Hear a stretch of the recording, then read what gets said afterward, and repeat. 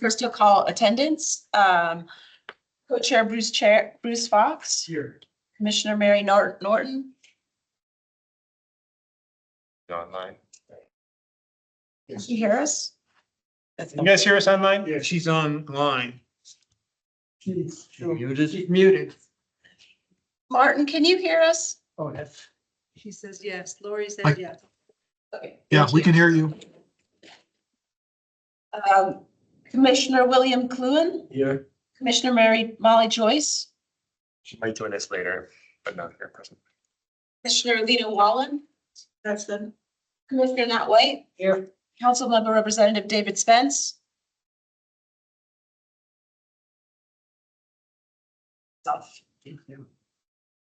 I'd like to read the land acknowledgement. The Flagstaff Open Space Commission humbly acknowledges the ancestral homelands of this area's indigenous nations and original stewards. These lands, still inhabited by native descendants, border mountains sacred to indigenous peoples. We honor them, their legacies, their traditions, and their continued contributions.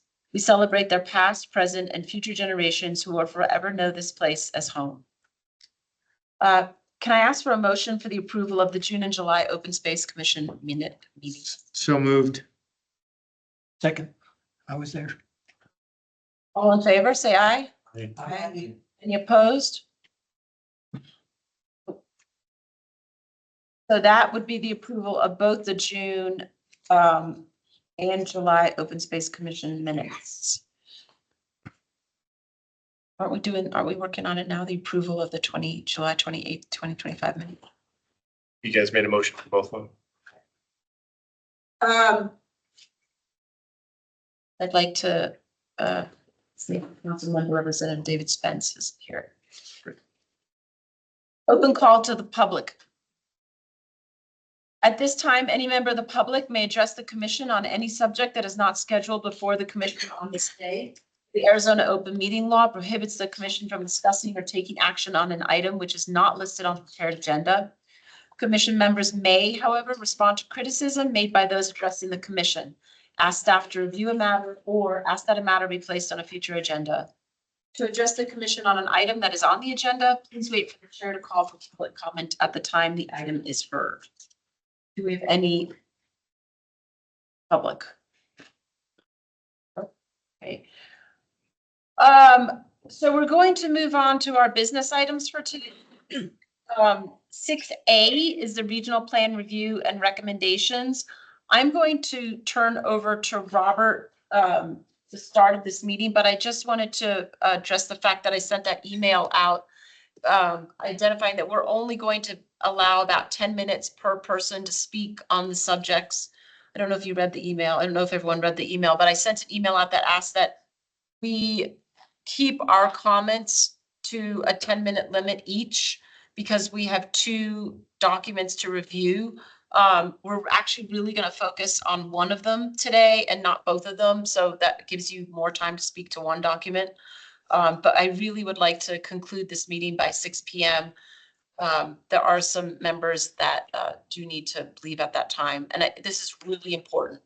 So we've got a plan for how to get through everything. And Robert's going to lead us. Thanks, Chair Thomas. Yeah, I want to start just by thanking everybody for all the hard work and all the comments that you guys delivered. As Commissioner Thomas mentioned, that we are going to spend probably the majority of time, I think, on the regional plan. And the plan for this evening is for Sarah Dechter, the neighborhood planning manager, to provide a quick review on what changed from the last draft, and she can address like your questions as well. We then are going to need some time for us to walk through the recommendation that we have formed to ensure that everybody's comfortable with the comments or to adjust them accordingly. So hopefully we can move through that in a timely manner. And then we're going to ask the commission to vote on approving the recommendation, moving that forward, and vote on approving representatives for the upcoming public hearings if the commission wants to have someone at those commissioners here. The last CAB report, I really appreciated all the comments that we received on that as well. I'm still working on drafting that recommendation. So we might not get into that today as much. And the main area where the report kind of overlaps, open space considerations rather, is the potential adjustments of the resource protection overlay. So if the RPO is adjusted, this may allow for denser developments, or it could change the way the resources are preserved over the site. And this could play a role in how RPO areas are used as buffer for corridors, in the industrial, or for complementary open space and that sort of thing. The staff summary that is going to City Council for tomorrow includes 6 questions. Some of those questions I sent you in advance for you to look at. I sent you those prior to the staff summary being published. So I didn't know exactly what I had a couple of questions about the resource preservation overlay for you to address. And those are not included in the 6 questions that are going to be presented to City Council. So this might provide us with some additional time to continue reviewing that report and outline kind of specific ideas that are related to open space. So I think there's maybe not as much pressure to complete a recommendation on that code concept report than I initially thought. So we might have some flexibility on that. So yeah, if we don't get to that, maybe it's not as big of a concern. Rebecca, you want to provide any thoughts on that? No, I did receive some clarification. I spoke with the Planning and Development Services Division Director, Michelle McNulty, on Friday. Just to make sure that kind of where we were in the process. And she did confirm that we've got a long way still ahead of us. So there's not as much of a hurry on this as perhaps we thought we might have been in. So yeah, we do have some time. Let's take it slow and get it right.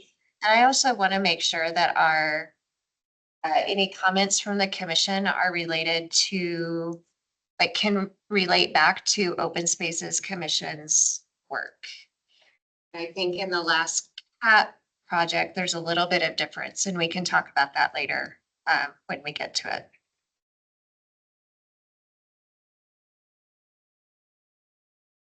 I want to pull up the presentation. The Sarah Decker is going to provide a little bit of input on the regional plan updates, and I'll get your presentation up here in a bit, Sarah. Sure.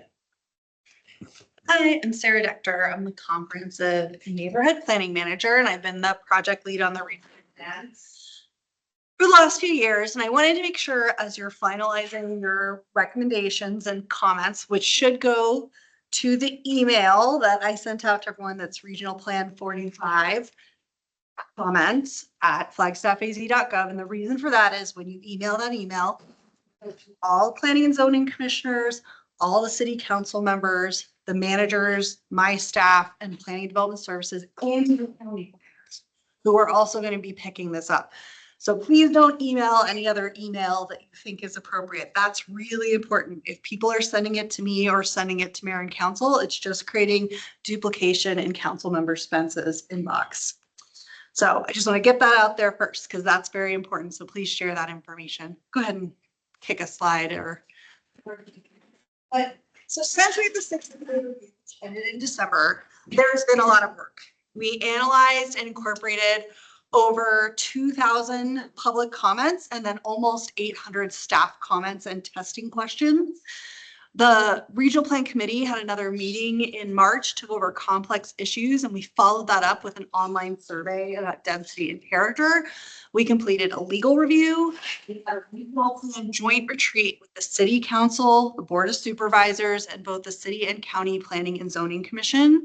And then we had a follow-up work session with Council to talk through the mechanics of how the plan might apply and what kind of feedback we could have on should we be doing something status quo, doing something a little different. And that's how we've come to this proposal today. Keep rolling. I've shown the slide to you a few times, but I'll put it back up here. One of the key changes is the last version of the plan had implementation guidelines kind of sprinkled throughout the plan. We have eliminated that category. Instead, the only area where you'll find the word guideline is in the land use categories. So we moved everything we could that applied at the land use level to the land use categories. So there's no longer any city or region-wide guidelines. Next slide. For open space, it is really important your comments recognize the statutory limitation of the plan concerning open space. You will see this is our state statute. It says we shall not designate private land or state trust land as open space, recreation, conservation, or agriculture without written consent. We only really have that from the city and county. So the only place on any map that's called parks and open space is city or county owned property. And we'll talk a little more about that. It does say if land was zoned as open space or used as a golf course before May 1st, 2000, which I do not have records of where those places might be or not, and didn't spend any real time looking for that. That's another exemption to the state statute. But really, this is broadly limits your ability to identify pieces of land we would like to be open space in the future. Robert will show you we kind of came up with a way that worked that was very, very broad and will be what we have now. But this is the reminder that the place to pick parcels is in your parks, recreation, and open space master plan. That is the legally permissible place to put this kind of comment. So next slide. The regional plan got reorganized a lot. There's not as many changes as you'd think, but we did do a lot of reorganization and we rethought how is it going to apply. Comments coming in through the 6-day review were absolutely clear that housing attainability and climate action are the top priorities. They outranked absolutely everything else you can imagine that came in. But we found that there were 4 really key things that also showed up. The 2 I've circled in orange, a walkable mixed-use community and natural cultural resources, are where you will find parks and open space guidelines that are applicable citywide. Next slide. Okay, this is important and you're the first people to see it. So if you stop and answer questions, I will. This is my flow chart that I'll be presenting again on Wednesday and as part of the public hearings of what will happen when someone proposes a zoning map amendment, which is the most frequent way the regional plan gets implemented under this new plan. So the first thing it would be is we would say, does it conform to the compatible zoning categories for land use categories, which I'll show you, the guidelines for all of those categories, the category specific guidelines, and the transportation framework. And if the answer is yes, that's the only analysis we would do. We would go, okay, you've hit these big points. Great, we're moving on. But if it needs a plan amendment, then it would go through a more the kind of plan conformance finding that we've been doing the last 10 years. This actually gets us closer to the way the state statute reads. The state statute says that a finding of conformance should be based on the land use element, and then goals and policies support it. I'm not quite sure why in 2014 we went to prioritizing goals and policies over the land use element, but we're trying to get back in line with what the state statute says by doing this. So this is where we will be kind of working through this flow chart in the future. Most of this is written into chapter 2 of the plan. So make sure you are looking at chapter 2 because this is not the way we currently do a conformance finding. And the benefit of doing it this way is that we are creating a we are creating a more right-sized analysis for projects that are doing what we want, projects that are conforming to the plan in the bigger land use perspective and the transportation perspective, which includes trails, get to do a more streamlined process. And those that are asking for more entitlements that move us maybe in a different direction than the one we've calibrated in the plan update, they have to do a little more work. So we're trying to get to that point where we've streamlined the process, but in a way that holds it. You're familiar that the region is much bigger than Flagstaff. I know as an open space commission, you're only concerned about Flagstaff in particular, though you may have interests elsewhere, but it's a pretty big region. So when you see in the plan that 2/3 of all the land in the region is parks, open space, federal lands, we're talking about this area. Within Flagstaff, it's a different percentage. Next slide. So the future growth illustration, which is the map that we're talking about when we saw that legal statute before, shows the dark green here as parks and open space. This is the city and county owned parks and open space. And then it has that federal lands and working landscapes as the other landscape scale building block that talks about different things happening. The way this is done now in the draft plan is we basically identified compatible zoning categories. So if somewhere out there, let's say state land parcel, I think 20 is the one out there close to Walnut Canyon. Let's say it was sold by state land and they came in, the only categories they could request to be rezoned to, it's currently zoned RR without a plan amendment, would be PF, PLF, and POS. So they're not going to be able to request commercial or medium density residential. So that's the kind of thing that could trigger a plan amendment in the future, and why those green categories are going to allow us to preserve open space in important places. They do allow properties to, and I'll show you this, to develop under the existing entitlements in the federal lands and working landscapes. And that goes back to that statute that says we either have to say we have property owner permission, or we have to allow them to use their underlying zoning and provide at least one dwelling unit per acre. So this is how we're conforming with those two options, is these two categories. Next slide. These are the open space related guidelines that apply to all land use categories. It talks about clustering to preserve resources, limiting our use of greens, of irrigation and lawns and such, providing our neighborhoods with dynamic public civic spaces, parks and natural areas, encouraging growth and management of streets and other things that bring in a sense of place, nature-based infrastructure solutions in our parks and open space, which might be some of our floodplain management, or might be, some kind of infiltration that we're using for stormwater. Discouraging construction in the 100-year floodplain, and then making sure we are prioritizing wildlife corridors and thinking about how we design things that might be disruptive in a wildlife corridor. Next slide. So that's everywhere. But there are specific guidelines for parks and open space, and I hope you've looked at these with your comments and let us know if there's things in here. Staff has gone over them a lot, and they are not meant to replace your master planning. They are meant to be road markers for master planning, just to be clear on that.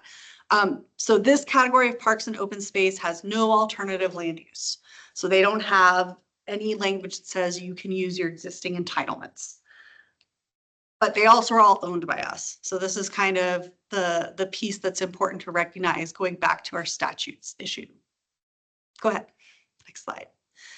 Federal lands and working landscapes acknowledges that there may be existing entitlements that include things besides agriculture, recreation, conservation, and open space, but we would still like to see people building in a clustered way, so that, and considering road access and acknowledging that federal land management plans are going to be guiding a lot of the direction in this broad area within the county. And so we're still thinking about natural and cultural resources here in a more active management kind of way. Slide. Many other land use categories have information on the expectations about parks and open space within these more specific areas. Urban and suburban centers and corridor are the densest four categories. They are things like Route 66 and neighborhoods that are already pretty built out. And so they talk about having central and activated public spaces, which we're working on with things like the Cleo Murdoch Park and other parks in the Sunnyside neighborhood, providing connectivity from even the most dense neighborhood to our open spaces, and trying to get that third mile distance that Rebecca and Robert guided us to. And then rural centers, which are on the edge of the community. We talked about having social gathering spaces. It's that same connectivity, though we can't guarantee a distance. Sometimes it might be a mile to an open space from some of those locations. And then also, these are the areas we start talking about people riding their horses to the gas station. Not kidding. I know some of that's in Donny Park, but it's true. We think about equestrian accessibility out in these areas. Next slide. Employment areas, thinking of our light industrial business parks, research and development, and heavy industrial areas still have open space and natural resource language here that says they may include parks and open space. A good example is the areas out on the far east side of town past the mall. We're probably going to see an intermix of open space and industrial areas. And we want to be thinking through how that serves our protection of significant natural resources and cultural resources as the priority. And then all the neighborhood categories just circle back to the parks and open space language.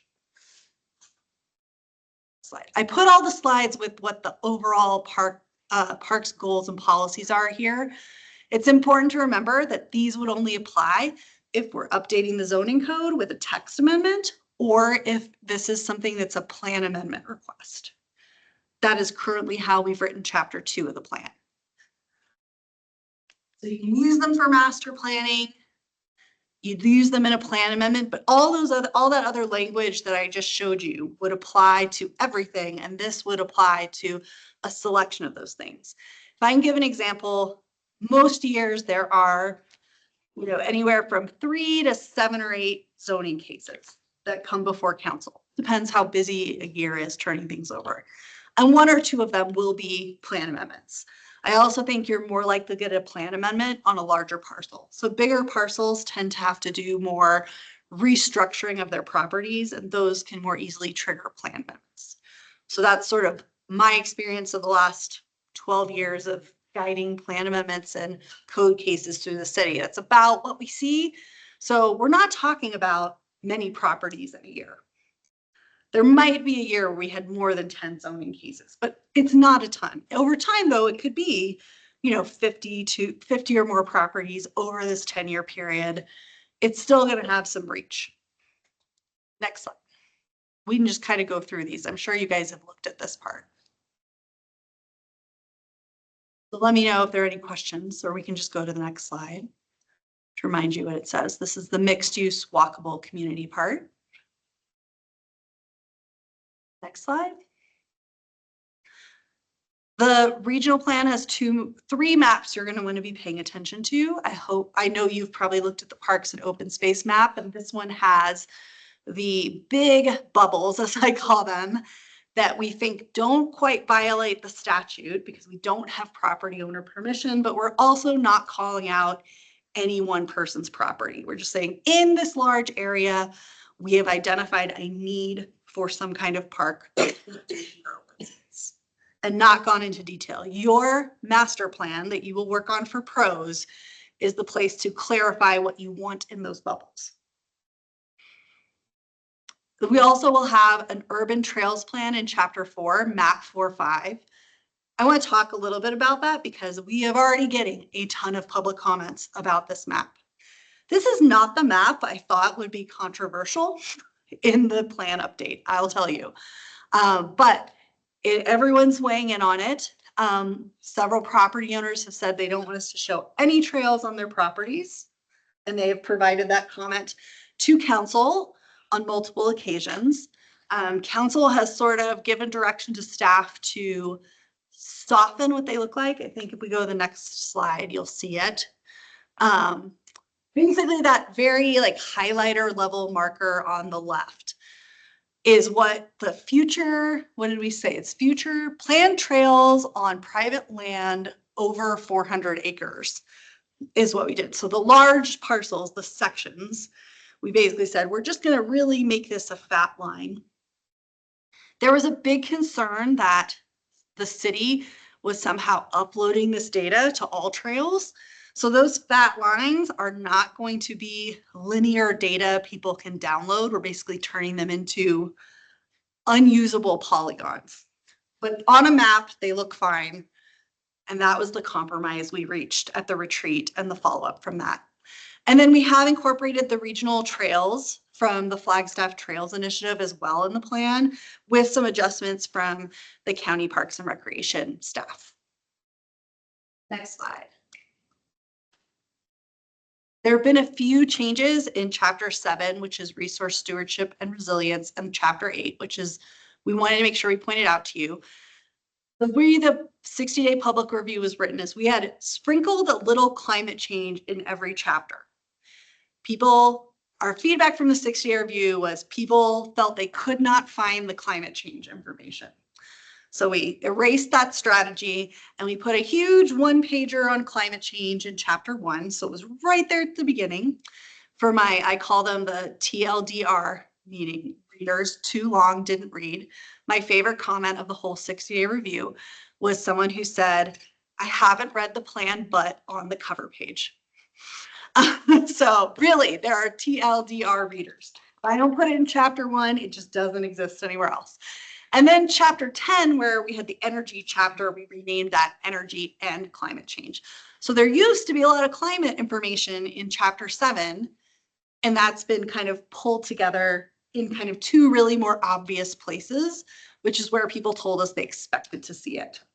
It is almost the same amount of information, just organized differently. That's fine. TLDR, right? We also moved the guidelines for significant natural resources into chapter 3 with the goals and policies. And we made them a new category thing we called best practices. And what difference between a guideline and a best practices, our advice on a best practices, you should consult an expert in that area. So if you are looking at wildlife corridors, you should be getting input from Game and Fish, not just using the map that you find online. And so that's the distinction we made. If you are dealing with a dark skies issue, if you are dealing with a native plant issue, go find and consult an expert so you are not so you're always working off the best and most current information. There's also some new action items that are worth looking at in chapter 7. In chapter 8, Parks, Recreation, Open Space, we added a discussion based on Commissioner White's feedback for us on the benefits of parks and open space, much like the climate information. I think it was in there, but not in a place everybody found it easily. So we made that more obvious. We cross-referenced the parks map and the trails map so people understood the connection. One thing you'll find is the online document has hundreds of hyperlinks, sometimes too many hyperlinks on a page, in my opinion, but you can bounce around the document very easily and check things out without feeling like, where's that? Or I didn't see that. Like, it actually lets you navigate it more like a web page. We also moved all the guidelines from that chapter into chapter 4. So if you were looking for what you saw under implementation guidelines for parks and open space, most of them moved to chapter 4. And we also have a new action item that talks about coordinating our greenways selection with wildlife corridors, which are one of the key significant natural resources. So that's what I wanted to just make sure you didn't miss any of those pieces. And if you did, then Elsa and I are happy to pull some things up and answer questions about it. Very fast overview. And then here's that email. We really want people to send, including commissions, to send all the comments to that email. That saves the forwarding and the duplication for everyone. That's online. Yes, it's also online. We'll have you answer questions, or I might have Elsa pull something up if we see something. I think our best strategy is to maybe for us to go through your drafted comments and ask for your input. I mean, I think we've all seen our recommendations, but and I feel like I've read the most current document. I'm a little concerned, like that you've said things that I was like, oh, I didn't know that got moved to there, but There's a lot of things to track. right. So I think maybe we could go through our recommendations as our board, and then if we have questions and you're also welcome to be like, that's here or something like that. But the way we've set it up is that we have comments we'd like to make, suggestions, and then this is why. So if we could share those with you and we have a discussion at the same time. Yeah, happy to. I'm trying to help people when staff at this point, we're not making any changes to the document unless it's just errata or like an obvious administrative need. All these changes though are going to have to be approved by council. So what staff is providing to like the Planning and Zoning Commission and councils, we're going to provide them basically a errata that says like, here's some like commas and misspellings and things people have found. It's a big document. No matter how many times we proofread it, we still found things. And I still find things in the current plan too. And then the other thing that we're going to probably provide is we're going to kind of have a running recommendation that we're typing as we're having the discussion. I think there will be many, many, many conditions, and it will probably help planning and zoning and council to make a motion if we are like tracking like you guys are with your comment letter. We're going to try and do that live in the meeting too for both of those bodies because it is a large document. It has a lot of moving parts. They're going to hear a lot of comments on a lot of different parts, just so you know where this will end up in part of this. Yeah, we don't expect miracles. You know, Well- and you've done a lot of hard work. We really respect that. And it's a huge document and I actually think we have 8 comments. Great. Well, let's see if I can, Maybe 9, but I can help make sure they're sharp and complete. okay, great. That would be super. Sorry, I've never Joel phoning it up here. So the way we've set it up is Robert's going to pull up the comment that the recommendation that we have, show us where it is in the document with a photograph next to it, and then our suggestion as to why we're making that comment. Went through this on last week. I think it was Thursday.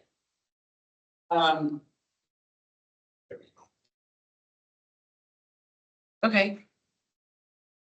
You did. Do you want me to do it or do you want to do it?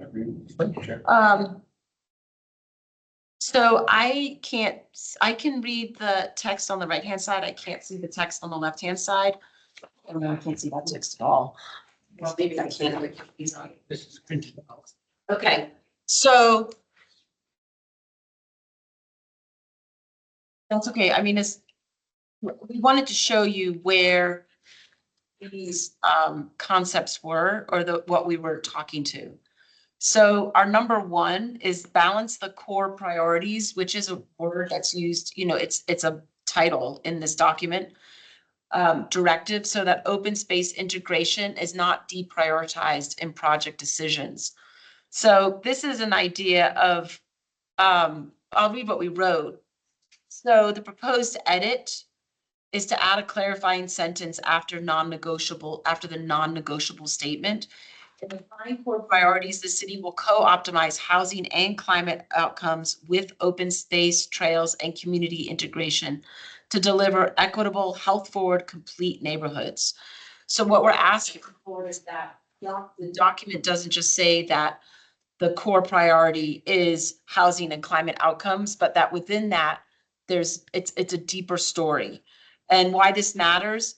So we felt like the regional plan should encourage both core priorities and solutions for open space integration, such as having dense areas and community needs met, instead of trade-offs. So we didn't want to see like just a suggestion that there was more denser housing areas, but no inclusion of the concept of open space as well. We wanted to make sure that residents weren't left without nearby parks and open space, to open space relief or safe transportation connections. So that was just an idea that, you know, urban issue development and climate outcomes don't neglect to respect the fact that it's a bigger picture than that only. May I? Yes, this is where we, So I think that on the flow chart, this comment skips chapter 4. That it's like if we, I don't know if Robert, what does that mean? if you can pull up the flow chart. Oh, your flow chart. Yeah, the flow chart. Yeah, yes. I think that this comment is the kind that is important in chapter 3, but remembering that like every single land use category has parks and open space included in it and some expectations listed there. So it's actually, I would say parks and open space, even though it's not a core priority if you were requesting a plan amendment, because we talked about how we got statutorily limited on that in many ways. When your first step is to go through the land use categories. is, right? To make sure you're compatible with your categories, zoning categories, with the guidelines. That you said. Yeah, the transportation framework, which includes trails. All of those have parks and open space integrated into them, and every land use category has a parks and open space like criteria for it. Yeah, Yeah. so the first blue diamond, the guidelines for all the category guidelines and the transportation, so 2, 3, and 4. If it's not called parks and open space on the map, it still has parks and open space in 2, 3, and 4. So that it's very clear that we're not talking only about higher density housing and climate change impacts. It's also incorporated in there to include, like, you have to agree that people need some open space or 10-minute walks or whatever language that we've got, Right. or bike paths, or Or I think it's a third a mile in the Yeah. densest areas.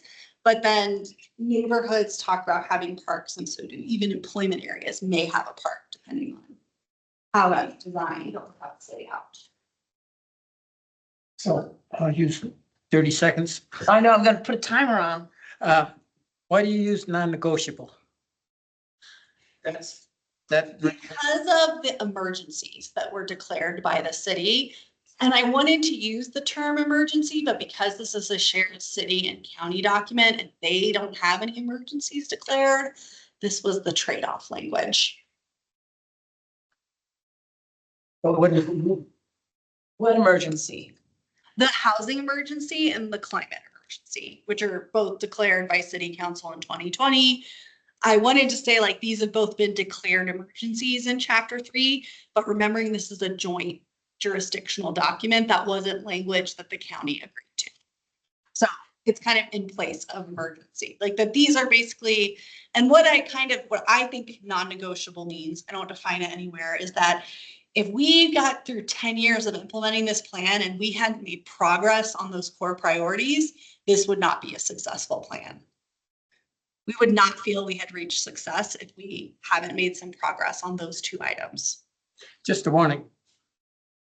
People that have read this, non-negotiable just raises all kinds of flags. Sure. If you got a better word, I'm all down for a better word suggestion for sure.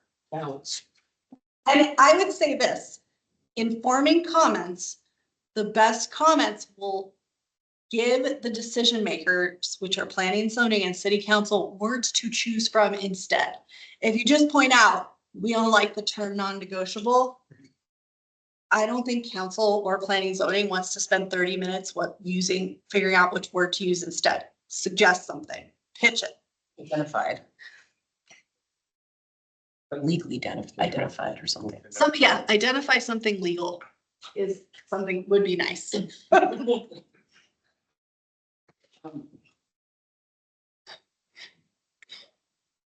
I hope that flow chart, now I feel like that flow chart helps even more. Just on number 1. So, I mean, from my position, you have a really high level understanding of this, and I really feel like I'm coming into, like, with your flow chart, like, on the ground, but that does help, knowing that those 4 criteria need to be met. I'm concerned about those times when the 4 criteria are not met, but you said it was like 2 times out of 10 when you veer to the left and you have these other categories. That's when the planning Policies. policies change. Okay. Right. When you're veering, I like that. When you're veering to the left, you have basically moved into a place where you need a more robust analysis to show your work essentially, and show you're doing something that is heading in the same direction. Our goal is that the land use categories are so integrated into achieving the pattern we want and the development we want that they can do most of the heavy lifting. Okay. We might get back to the land use categories. I think we had a statement about that. Our second one is recognize the importance of Flagstaff urban trail system within the policy section, not just in transportation, and require it to be thoughtfully located through new developments. So we have a suggestion as to where to add a new policy. The walkable method, the mixed use community goals policy section on the left there. And I'm sure you have a comment on this, but why this matters to us is it already is a citywide spine. for daily trips and recreation, calling it out as a policy helps recognize its importance and ensures that trails are integrated and not just placed along roads that are gonna be put in or the edges, like that we integrate it. This also supports climate and mode shift goals in the city's active transportation management plan. And I think the Open Space Commission in general feels really strongly that the Foots Trail shouldn't just be next to a road. Like, it's a really grand opportunity for incorporation into urban developments. It is like, we get examples of it again and again from different cities and people making comments to us about that. So this is one of the things that we'd like to highlight, but I understand that big changes are not gonna happen. Robert's got a comment. Yeah. And since we wrote this one, by the way, I did notice actually that MT5 does talk about foots, Yeah. but in a little bit of a different light. So just to bring that. Okay. Yeah. The Foots map that is existing and planned urban trails is policy map 4-5. So it's part of that transportation framework that's in the big blue diamond. Yeah, it's also covered in, you might want to look at MT5 and see if you want to suggest a rewording to it. Or you could also look at page 4-34 under active transportation plans and see if that language really belongs on that page. Robert, if you go to the side, hold on, I'm gonna give you a trick. Stop for a second. Sure. See on the side where it says 250, in the space above it, if you type that report, it'll take you there. Like erase that and type 4-34. That will save you a lot of time. Thank you for suggesting that to me. Oh, it didn't work. Let's try it again. 4-34 should just pop up. Yeah, there you go. Hey, You can just jump to pages. We spent a lot of time formatting this document to make it work. MT5 is on this, or you want to? No, this is the language about how to use the transportation framework. active transportation So plan. under active transportation plans in the middle, it says there are plans brought forward from the active transportation plan. Four maps compose a layered network that's integrated in a parallel to the street network and trails planned for other landowners and agencies. And then it just says depictions of planned trails do not indicate final locations and may be refined through updated supporting city or county plans and in cooperation with property owners. But you might add some of the sentiment that you had about what the experience of those trails could be added here too. So this is a place you could add it. MT5 is a place without creating a whole new policy. It's covered in some places. And so you might just think of refining where it is covered. That's a quick question. Yeah. So what's the difference in applying the regional plan between something like this and the policies?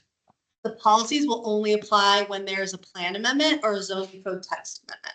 They won't apply to zoning cases that do not have a plan amendment So you as a staff member would look at this first. and kind of say, no, this doesn't quite fit this. Right, well, we would start from the map, right? We would start from map 4-5 and we'd say property owner 12, I don't want to name anybody.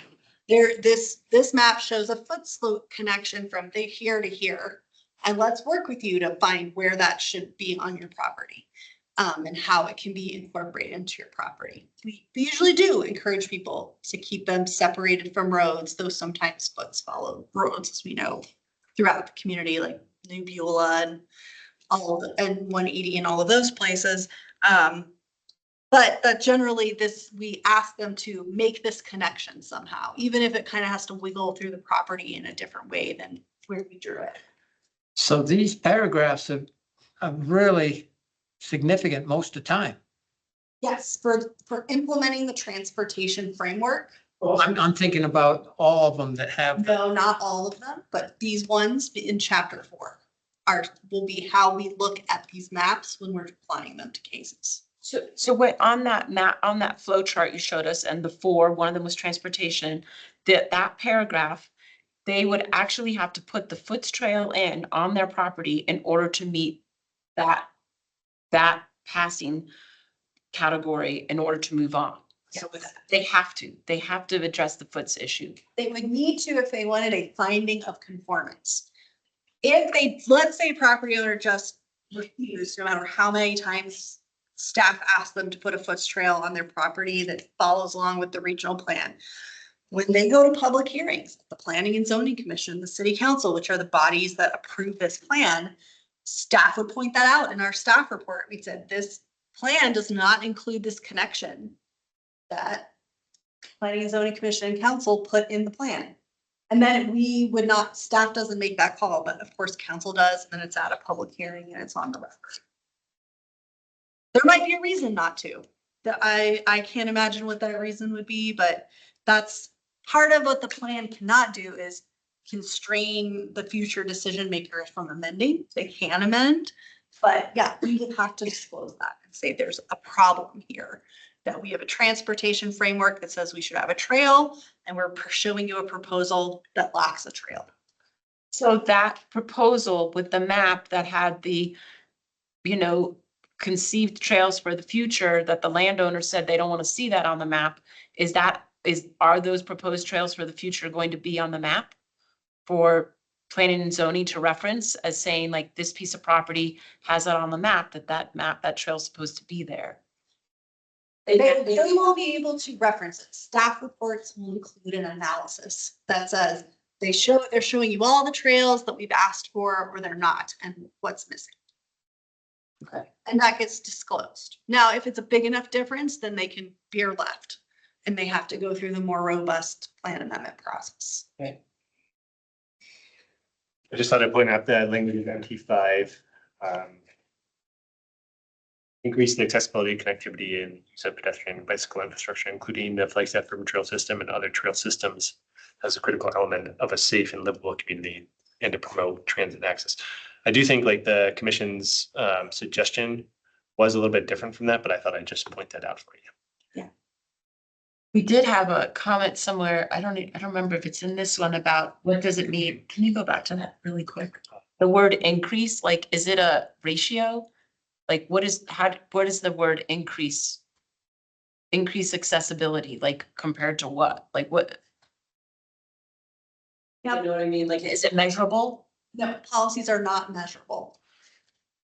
So they could put in very, very, very, very little and that would still be an increase? Just playing devil's advocate here. It would be up to staff to determine if it's an acceptable increase. And we do have staff that work on multimodal planning all the time. So, is it a demonstrable increase? Does it assist the connectivity of the system? I've got the planner who makes that call. That's Martin, who's online. I don't know, Martin, do you have any thoughts on like the increase and reduce language? It's pretty comparative and qualitative, but do you feel staff can interpret it easily in the future? I mean, when you're reviewing these developments, they're basically, for the most part, new development on a greenfield site. So they're adding roads and trails and bike lanes and sidewalks and that sort of thing. So from that point of view, numerically at least, they're increasing connectivity because there were no facilities there before. It's a greenfield development. I think we would probably look at it a little bit deeper than that and see, are they integrating into the overall network of Foots trails, bikeways, sidewalks, et cetera, in a way that connects both that neighborhood as well as kind of serves the more regional function for that part of town. Okay, thanks, Martin. Anybody else want to jump in? I'm using my 10 minutes up. I got a couple of comments if it's okay, Chair, on Sarah's explanation of how the regional plan gets used. Yes, please. And think of development as occurring kind of in two different categories. One is development that has existing entitlements. In other words, the property is already zoned for the kind of development they want to do. And the second case is a property that does not have existing entitlements and has to be rezoned and possibly have a minor amendment to the regional plan. And the process that Sarah was describing really applies to that second category, where a development is seeking the entitlements for the development they want to build. In the first case, where a property already has entitlements or zoning, they're not required to demonstrate conformance to the regional plan. So our ability to require foot trails comes from a different source, and that source is the zoning code indicates that a new development has to build public infrastructure, including roadways, sewer and water, and foot trails, but only when those foot trails are illustrated on the regional plan. In other words, if they're planned trails, we can require development to build them. We can't make up new trails as we go along. They have to be already planned on their regional plan. And really, it's that second category of development that already has entitlements that occurs more frequently than the original category where development is seeking entitlement. So keep that in mind. We do have some protections, but all of the policies that we're reviewing here just apply to that case where development is seeking entitlement. Thanks for letting me cut in with that. So the trails that are gonna go in are the trails that are on the map that may not or may not be on the map because we can't put them on the map. Conceptually. You can understand how we're very concerned about that. Right, which is, I mean, I think that's why staff, when property owners came forward and said, we don't want any trails on our property, rightfully reminded council and the commission that if they do that, we won't have the negotiating power to get those trails in the future, which is why we left the line on, but recognize like we always have let it wiggle is what we kind of say is like, if the line is connecting point A and B and we get a line connecting A and B and it's not ridiculously out of the way, we let that kind of wiggling along a path occur because we're not always considering topography or, you know, the land use pattern that's proposed might change, or they might have like a real stormwater issue that would keep them from putting a trail in a location where we thought we wanted it. So when we're in development review or in a zoning case, that's when a lot of that stuff from planned to built comes out and we have to work through those. Just keep it on track. Yeah. Okay. So, yeah.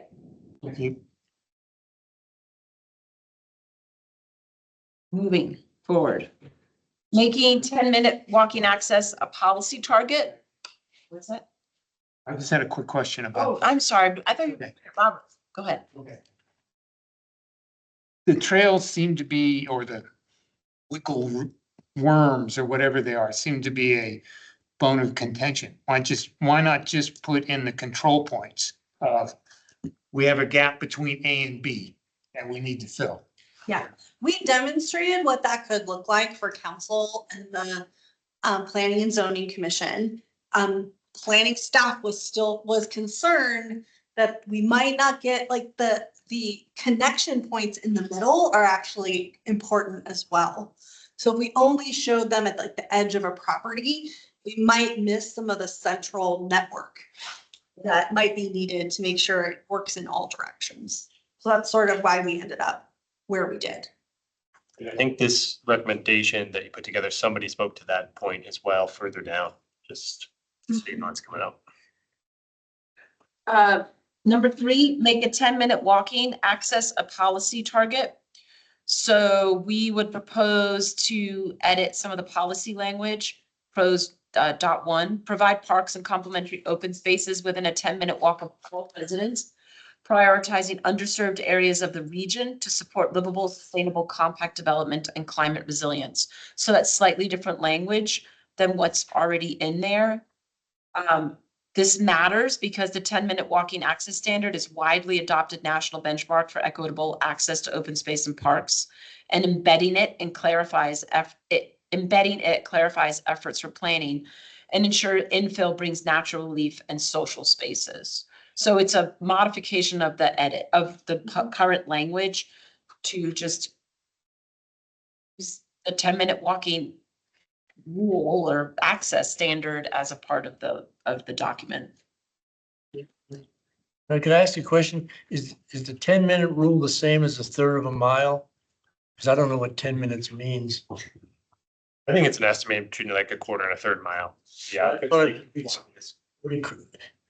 Should we agree on 10 minutes or a third? I'm confused. I'm worried about confusion. Yeah. It's kind of two ways to look at it. It is Unless you say the easier, grade of- it's easier on a plan set to show a distance rather than a time. And we at the commission have always used 10-minute walking accessibility. Right. Multiple PowerPoint presentations, we've looked at maps. It's a national standard. It's language that is used nationally. Walkability. Right, so, but what she's saying is that I think when it gets to that document, it would be their third of a mile because that's more applicable to how they can make it happen.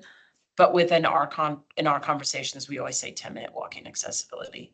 But 10 minutes is just a policy. Third of a mile would be the actual test you use when you're negotiating with. right, yeah, it's applicable. So that's a suggestion.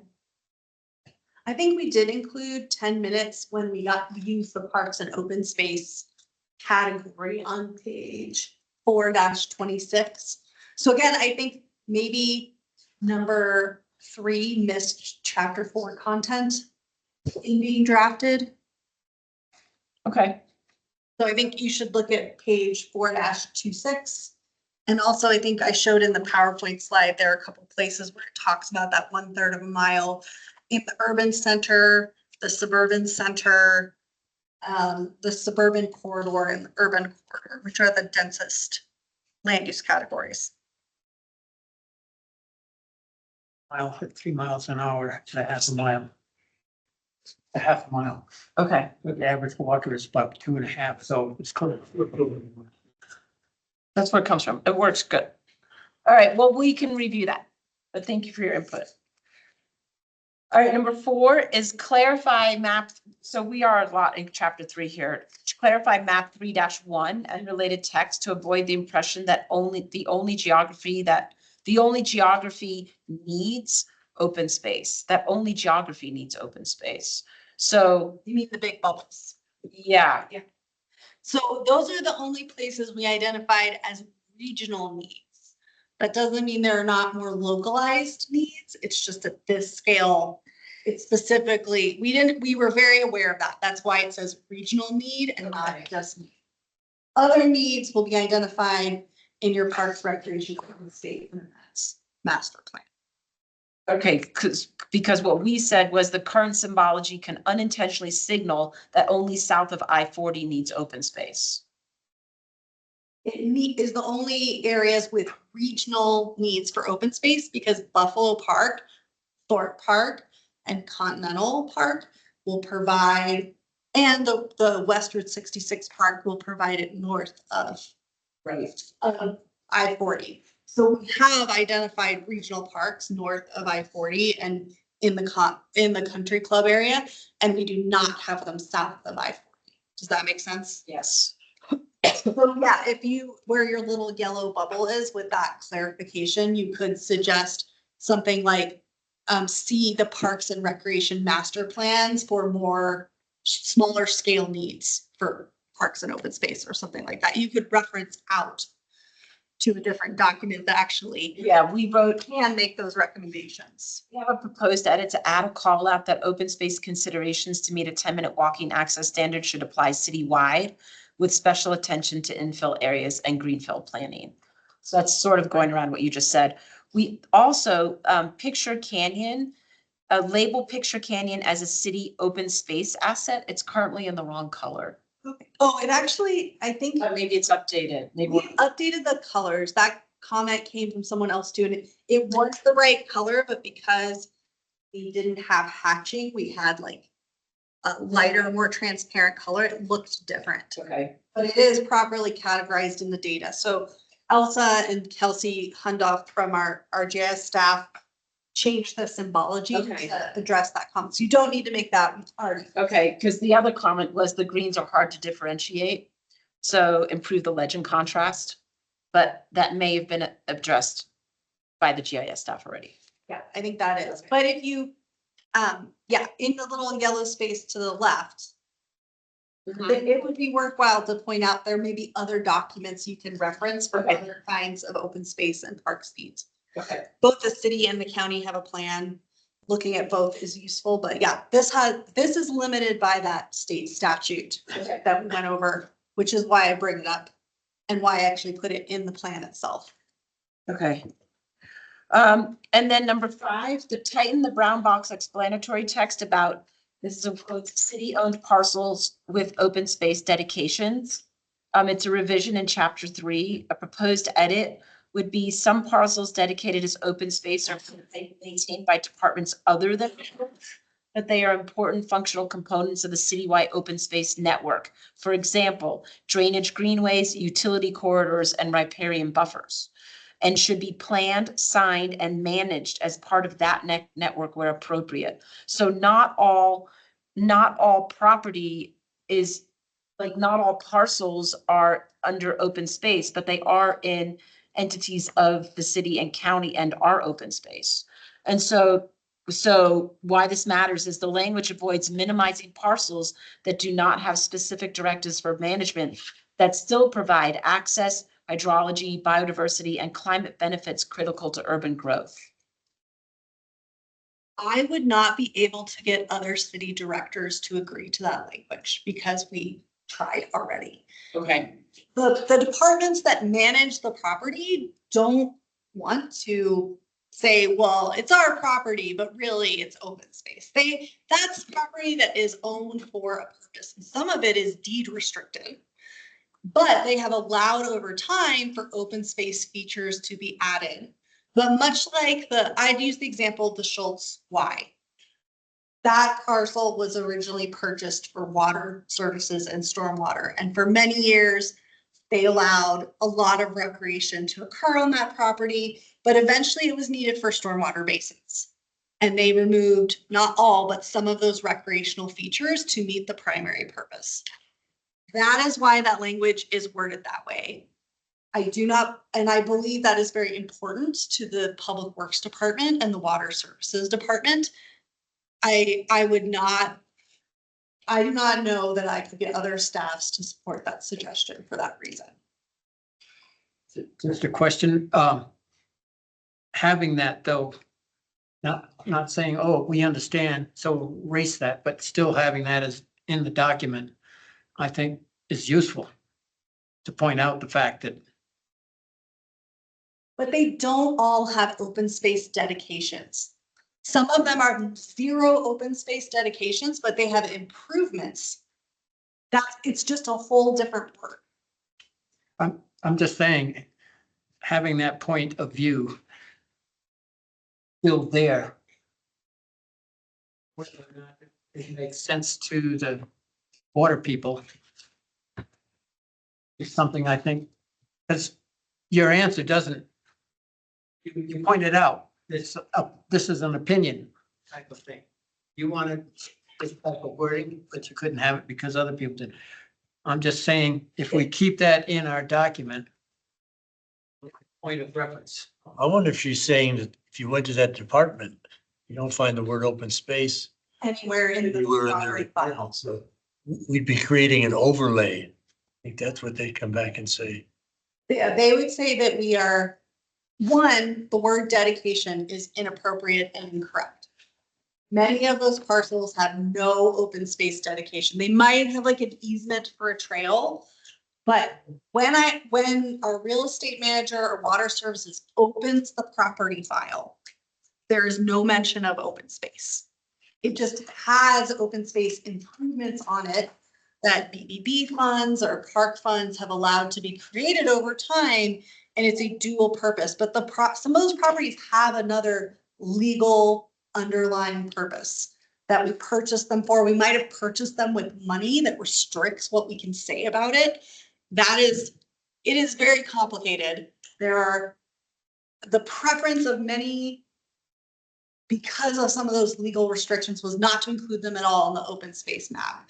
And we actually worked very hard with Robert and Rebecca to come up with a way to include them. So I fear this suggestion might lead people to say, just take it off the map then, because we can't agree on it.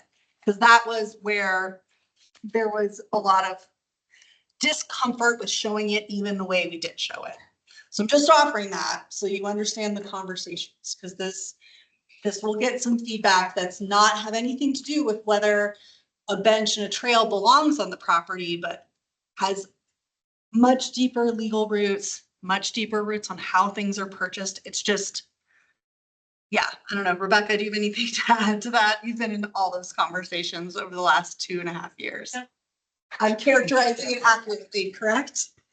You are, it's, so, I don't know how far to dig back with the commission on this, but a few years ago, we worked to clarify language within our code about properties that were dedicated to the city as part of their requirements for development.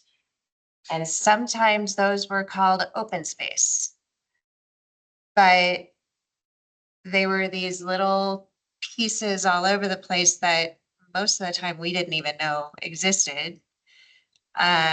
We weren't maintaining them. And so just for a variety of reasons over time, we wanted to update the language to not necessarily call those open spaces. And I think now we call them civic spaces or common spaces, things like that. They're intended to be for the benefit of that neighborhood, but not necessarily. I might need to lean on Robert. City of Flagstaff protected open space, which has a very specific zoning category. That's what our 3 regional preserves are. They are zoned as Public space. public open space. Thank you. And those are the properties managed by us. So it has been a little confusing over the years. That said, I think what the commission is trying to say is that these small undeveloped areas within developments serve an important purpose for the community. Providing a natural landscape, it might be drainages, like some of the examples that you list here might be drainages, might be slopes, might be a tree resource. And they may be City of Flagstaff owned through a property dedication through a development. I'm probably just confusing Yeah, they things. might be dedicated for other things, but then they have this recreational access. Here's the bottom line. If you had me delete the words and or recreational access, I would delete half of the blue parcels. They would not be on this map because they would not meet that definition. So the wording is important. If you want what's on the map to stay where it is, I would not recommend you provide comment number 5. Because if comment number 5 were accepted, I would have to go back through all these parcels and take off ones that were not dedicated for open space. Can you explain that a little bit? Like just one step further. Can you pull up on page 311 so we can zoom in more? Because you can't do it on that. And I just wanted to mention too, the word dedication that you kind of keep coming back to, Sarah, is actually in this box currently. It does, but then it says and or recreational access. And my understanding of comment 5 is it would recommend deleting that part. That's super important. So 311. And I'm just telling you how I would interpret direction if they said, yes, do number 5. So scroll down all the way. There's another little call out box. Yeah, zoom in on that. Pretty sure. And I'm gonna get up and point, so I'm sorry to the people online. but I want to make it large. I am pretty sure that none of this has open space dedications and that this does not. Talking about this stuff, Maybe- right? So yeah, all these ones along Lone Tree. So if you took off the and/or recreational access, I would go back to the files and I might pull some or all of that off. I would not show it on this map because it would no longer be the wording of the criteria. So that's important to know. We really spent time going over this with real estate and over this with other departments. I would hate for you to make the comment that maybe pushes an unintentional change that you didn't need. I'm confused, but Yeah. It might be helpful if we gave an example. So the area that you were just pointing out. Yeah. On that map is what? It's owned by stormwater, I think. It's dedicated for stormwater, Because it's a floodplain. floodplain and needs to be managed and maintained for the flow of water first and foremost to prevent flooding. trails are good. And I think the Open Spaces Commission would probably call that a riparian area, right? That its intention, first and foremost, is to manage stormwater. So stormwater wants to be able to go in and manage it as a stormwater asset, which construction activities to maintain that might not fall within appropriate, what we might consider appropriate for open space. So that's where those divisions have to be very careful about their primary purpose for having that property, and whether it's called open space or not. And often, if we own the property, we don't dedicate the trail within it to ourselves. We just build the trail on the city's own property. Like, you think of it as like the city is the owner, but stormwater is the steward of that property, right? So I may have 0 open space dedications. Dedications is something where it specifically shows up on a property map, on a legal description for the property. As his hand up, he can probably explain this a whole lot better than I can. Yeah. Thank you, Martin, for raising your hand. I can certainly add to the confusion if nothing else. Just two quick points. We've considered city-owned parcels in a variety of contexts before. And I think the reality is that a lot of them don't really have clear direction on what they're intended for. It's more, there's only a handful of parcels that were either dedicated for a particular purpose or purchased for a particular purpose. And there's a whole lot of parcels that we owned that there's really no record of what they were originally for. They were just so long ago that might not even been considered. And we did a handful of years ago, we took a number of parcels to the city council to kind of help us clarify what the purpose and really more specifically to kind of decide if they were suitable if they ought to be kept as open space or not. There were a handful of ones that the city kind of designated.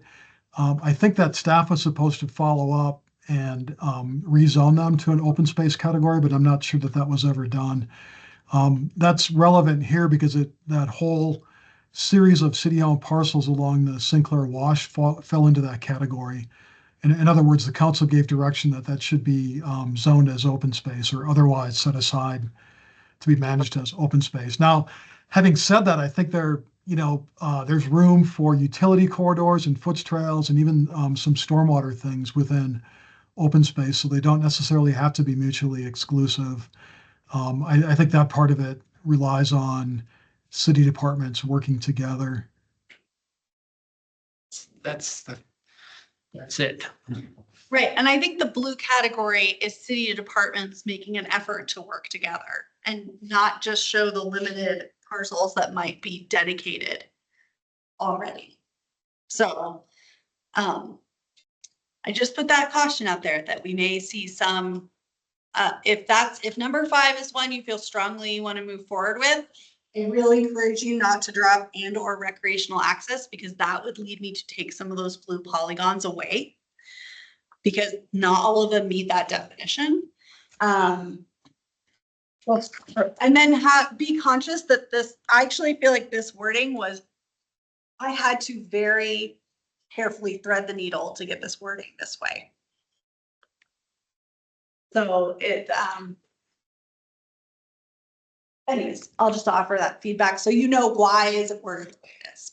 Just a quick, what does it prevent happening in the future? I think that As far as trails, anything like that?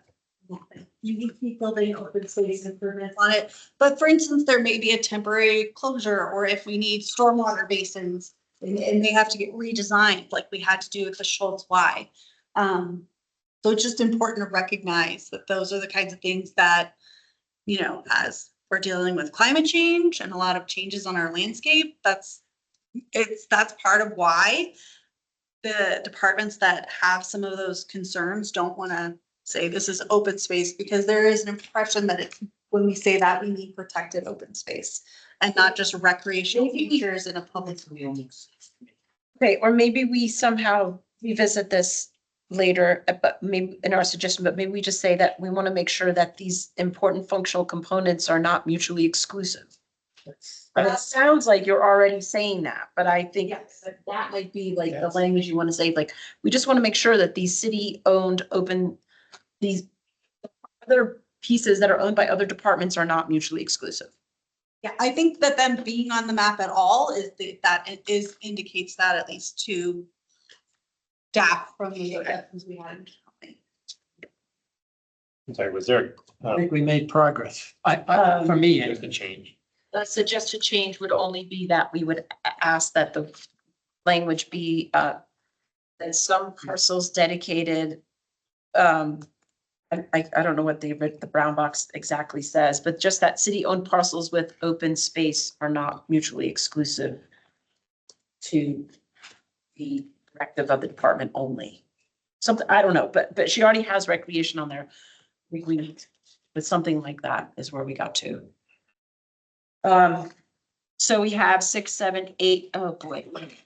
So this was one that came up, number 6, do not limit conservation to significant or uncommon resources only. It's a definition.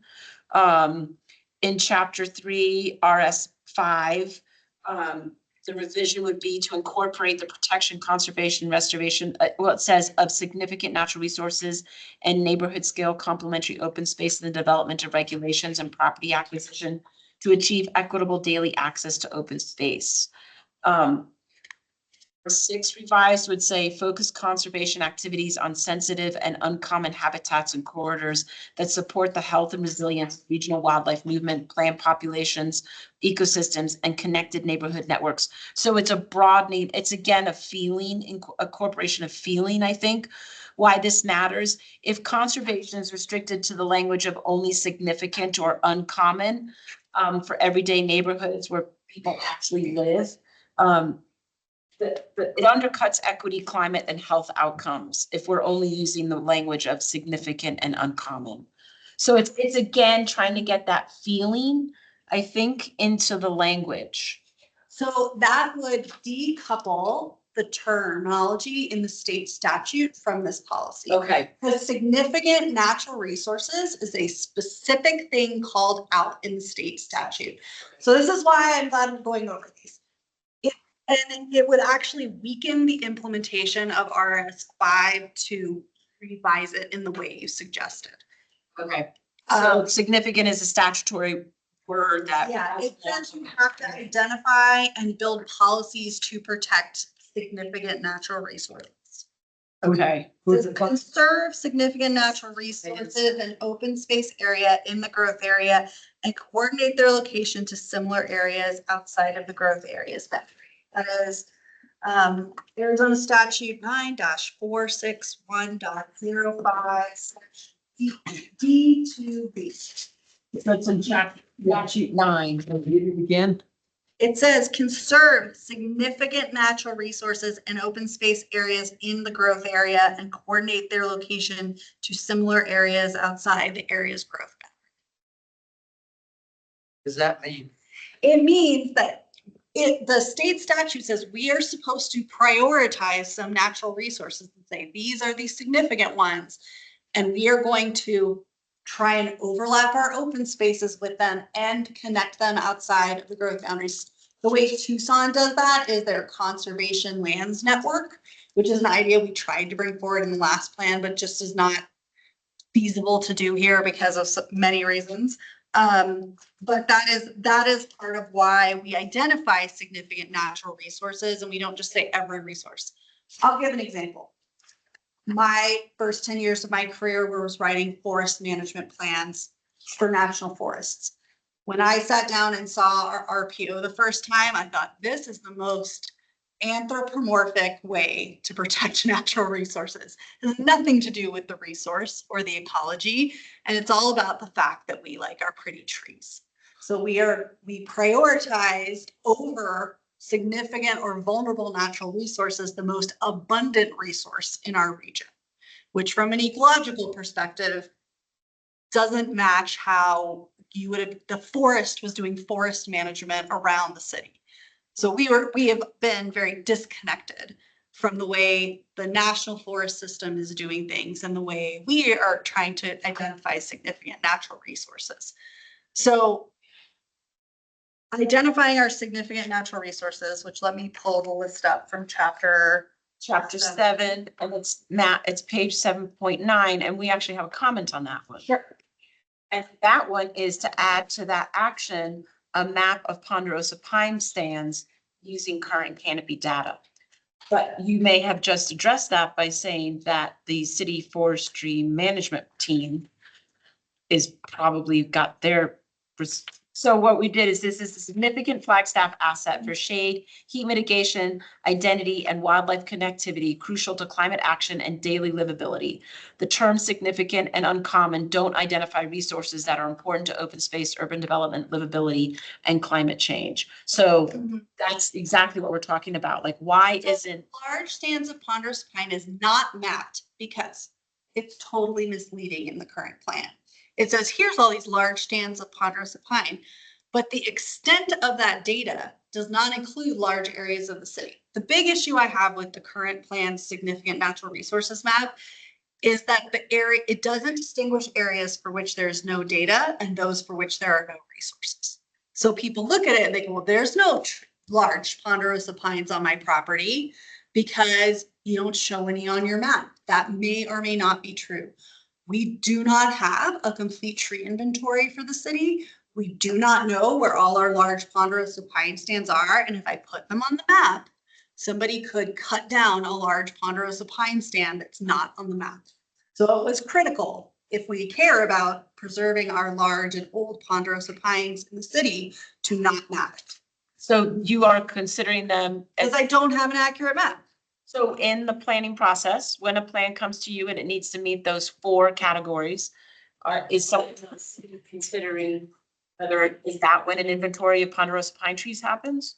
The inventory of ponderosa pine trees is done as part of the resource protection overlay. So if a parcel is outside the resource protection overlay, it does not create a resource protection plan. But for those in the RPO, if they were coming in for a zoning map amendment, we would look at the guidelines on page 4-14. But this is only if they're coming in for a rezoning. Correct. That's if they turn left. Right, in the current, you later on want to talk about the resource protection overlay, and this is a rational nexus issue right there with that. Because just preserving ponderosa pines everywhere is going to be really bad for fire protection. But getting to the large stands and rewriting our tree preservation, so we're getting the old large trees, especially those that are clustered, preserved, is the most ecologically impactful way to manage ponderosa pine stands in the city. It is not the way we do it now at all. So this is too big of an elephant for us to try to chew. Well, I think it does reflect on both of the agenda items you have tonight. But you will see that fire and a lot of the WUI material that we're getting now really prefers deciduous trees in and around buildings. That will change the way Flagstaff looks. But it also means there might be a Flagstaff in 50 years. I mean, if you saw Lahaina's historic district burn or historic buildings in LA burn in the last few years, it's a very serious risk. And there is no part of our community that is not in the wildland urban interface and at risk of burning. Not our downtown could burn. So I think that we are trying to take a good approach to, our approach to Ponderosa Pines is, let's really think about the large ones. Let's think about those that are really going to be the most impactful ecologically, and doing what the Forest Service does, which is preserve them in clumps and groups. That's what foresters are doing all around the city on the landscape. But I don't have a good map of it within some of these private properties. And I didn't want to put a map together so somebody goes, well, I can cut all these down because they don't show up on here. Mary, Commissioner Norton, do you have a comment? Yeah, hi. So why wouldn't we want to add it as an action item here? I mean, we're going to need it, especially as they try to adjust the RPO and whether we utilize the pilot program in the future as the new code or whether something else comes out of that. There still is a reference to needing or having, even for some parcels, a citywide resource inventory. I mean, that's even mentioned in the last cap. Um, um, code concepts report. So I don't understand, I think we're really kind of talking in the same um area. We don't have it, we don't know what they are, but why wouldn't we Prioritize it. Right. yeah, it why is wouldn't a we put high- it it as is a what high put it as an priority action action. item? It is a high priority action item on 7-12 already. It's just worded differently. It's worded as update and refine the city's resource protection overlay and landscaping regulations to incorporate updated urban forestry best practices, conform with best practices of fire adapted communities, and calibrate and prioritize natural resources. It's the third one down that says code. Oh, you went too far. I Right guess, I guess I see where that could fit there.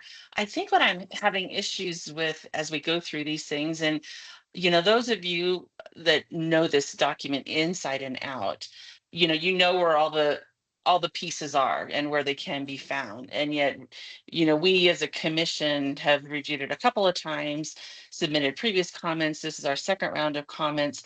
And I feel like ours come out as more obvious as to maybe where they should be placed.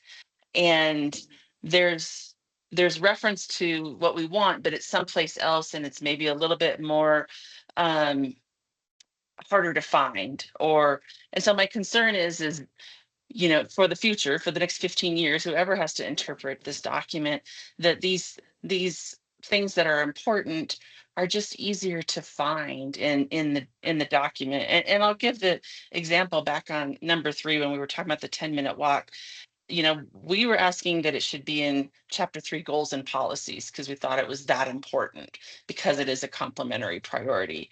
And yes, it's mentioned in someplace else down in chapter 4, the growth and land use. So it is covered there, but it still takes away from that easy reference, obvious emphasis that it was in goals and policies. So I think that's kind of where I'm puzzled, like even like with this Ponderosa Pine stand thing and our resource protection overlay is, can't we just make it a little easier to understand and obvious as to what we're all talking about? And if the other entities of the city, especially as we rewrite code, if we're talking about a citywide resource inventory, why wouldn't we want that mentioned in our regional plan? So that's my comment.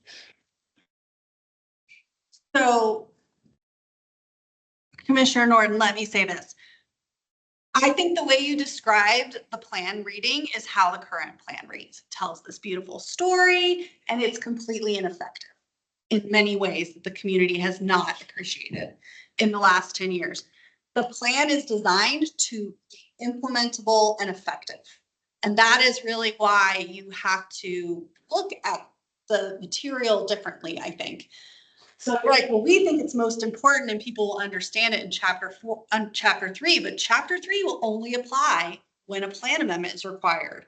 So of what Martin was talking about, which is maybe we have 150 development cases a year, and 10 of them, let's say that's not a real number, but let's just say 10 of them become zoning code amendments, but only 2 of them have plan amendments, you're actually limiting the application of that language. Instead of making it broadly applicable, moving it into the place that feels more intuitively obvious will actually make it less applicable. Did that clarify? It does. Yeah, it does. I guess, why And wouldn't it maybe we be should- mentioned in both places? Well, and it is mentioned in, there are 4 or 3 policies, policy DP5, RS5, and OS2 that all discuss significant natural resources and how to apply them when there's a zoning case, and those are all under different priorities.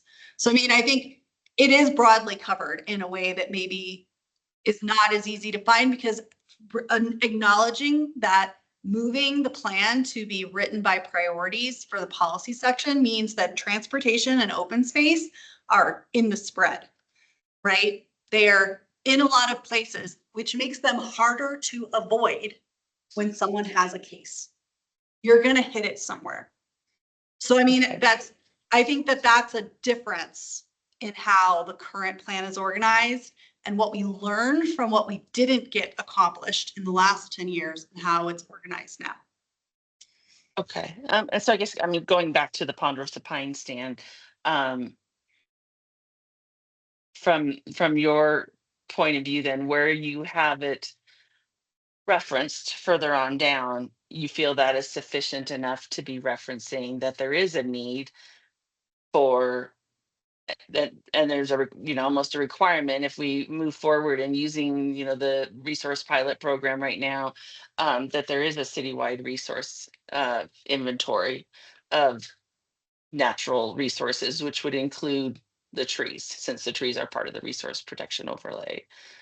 Having a citywide inventory of trees is not in any of the action items right now. It was in an earlier draft. But it was taken out in favor of maybe we don't need to wait for an inventory. The risk from fire and flooding is very imminent. And I think there was a concern that if we waited until we had an inventory, we might not make important changes as quickly as we need to.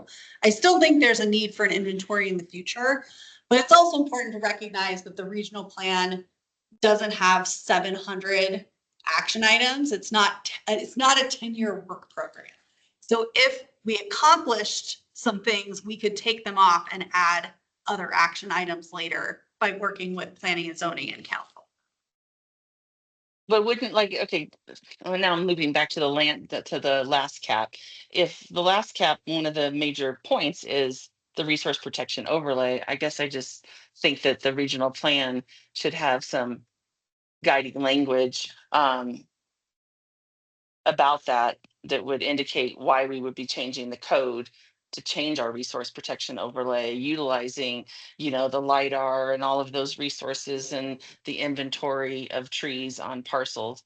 If we're going to go that direction on last cap, it seems like last cap is really trying to be supported by the regional plan and vice versa. So anyway, I just thought that it made sense to have that in the regional plan, but Right. And Commissioner Norton, I would say that urban forestry best practices, those 3 words cover inventories and looking at forestry practices and all of those things that we would do in updating the RPO, which is covered on page 7-12. okay, thanks. With all this conversation, I still worry about the word significant. Because the state statute doesn't really say what significant is. Right. It did leave it up to us to decide what's significant. And get the wrong planner in there. So is there something on the list of significant natural resources on 7-8 and 7-9 that is missing?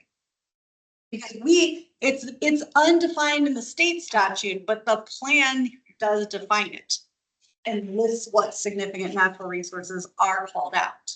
Okay, I think we have. I can check that. A comment on that. Well, let me get to it. You want to see my copy? Matt, update view shed responsibility language number 9. So our comment number 9 is the update the view shed responsibility language. This is page 7-6. You said 7-8, 7-9. I think your thing says 7-6. There's language that protecting view sheds on the region's federal lands is part of management plans for the region. On private land, the city and county have limited ability to protect view sheds, but encourage they be considered carefully in site planning and in public projects. View shed management on city, state, and private land is primarily a consideration of parks, open space, and their design. Right, so we have a proposed edit that says view shed management.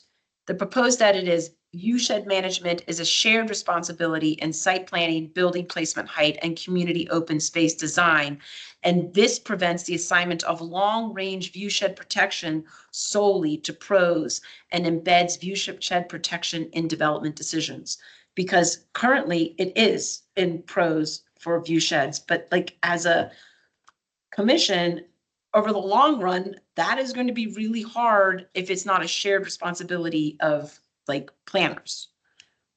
So we are legally limited in our ability to do view shed management on private land. It is.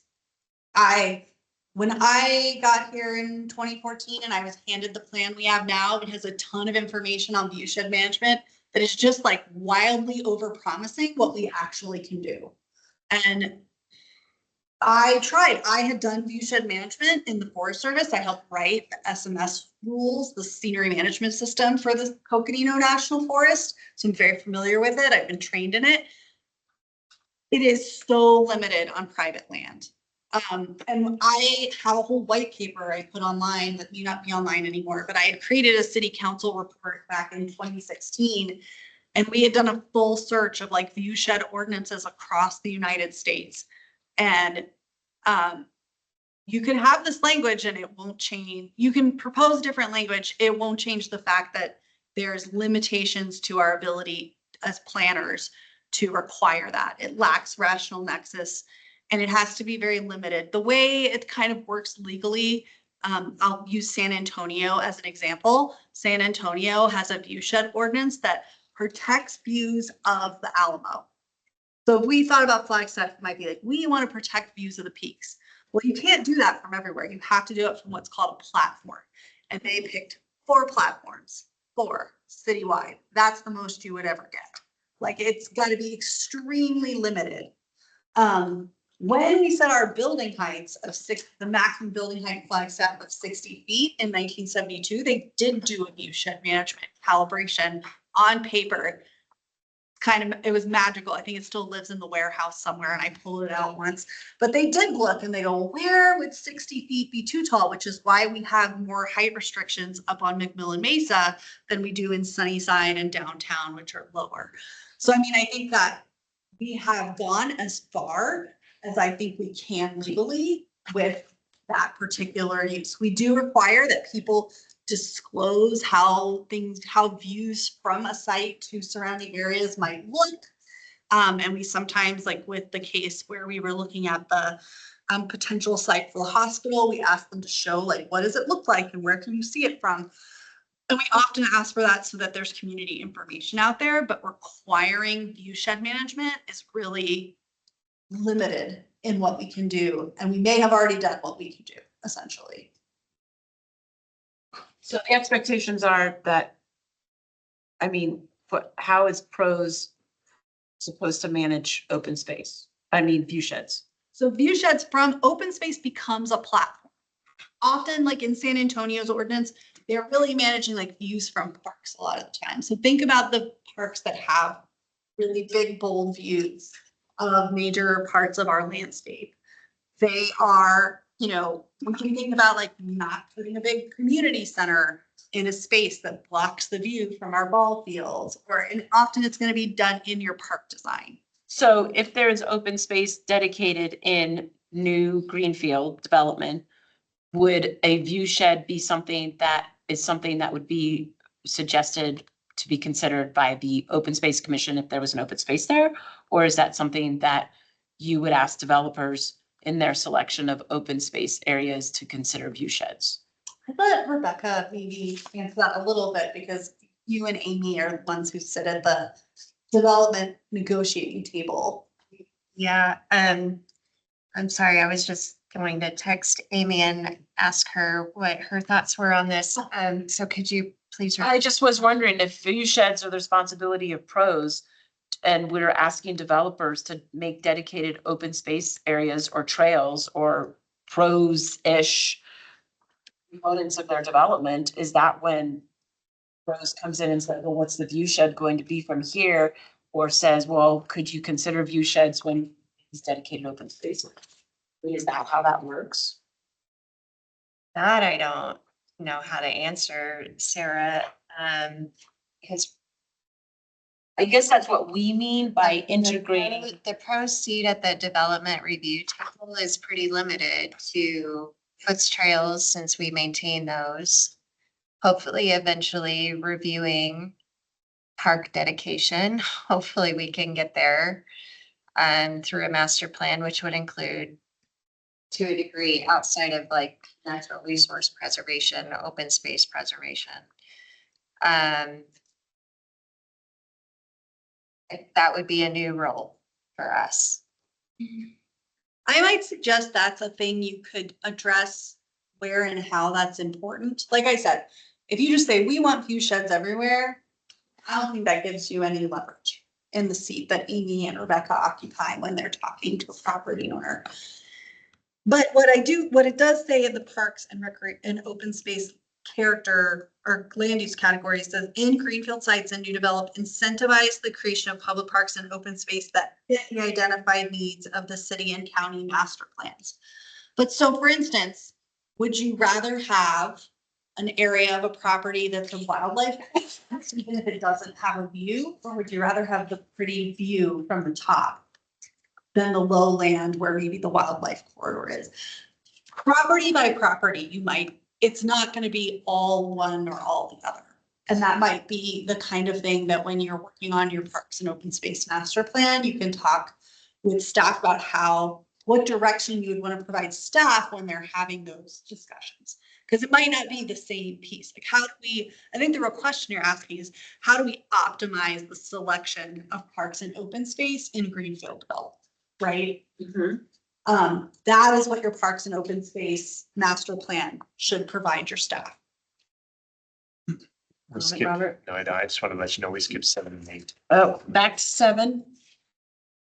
Writing policy OS.2, so it doesn't read as, in quotations, open space only where development can't go. It's on 3-14. The proposed edit would to be focus the purchase, dedication, and management of regional preserves and connector open spaces on protecting significant cultural and natural resources while integrating an open space network that supports compact housing, climate action, and a 10-minute walking access standard. The reason this matters is that currently it indicates that open space is an afterthought to development pressure. The revision supports the integration of open space to support compact climate-aligned neighborhoods. That's fine. Oh my gosh, we got a red star. Could go on that one. No, gold star. You're a red star. Gold star. Gold star on that one. But I hope you appreciate how much I appreciate this conversation because I want your comments to be effective. No, this is and the where you wanna great go. conversation. So and I know Rebecca and Robert and Amy and I have been talking about this for years. So making sure you hear all the considerations we had is important. And number 7 is really personally important to me. Keep it rolling. Okay, let's try number 8. Fix policy map designations and trail continuity in chapter 4. So this goes, how do I say it? Oh, Continuity. Continuity, thank you. So we have some proposed edits. So policy map 4-1 and 4-2, which are on pages 4-9 and 4-10. illustration. Designate the U.S. Forest Service lands north of the airport as federal lands and working landscapes to reflect their open space function for West Flagstaff neighborhoods.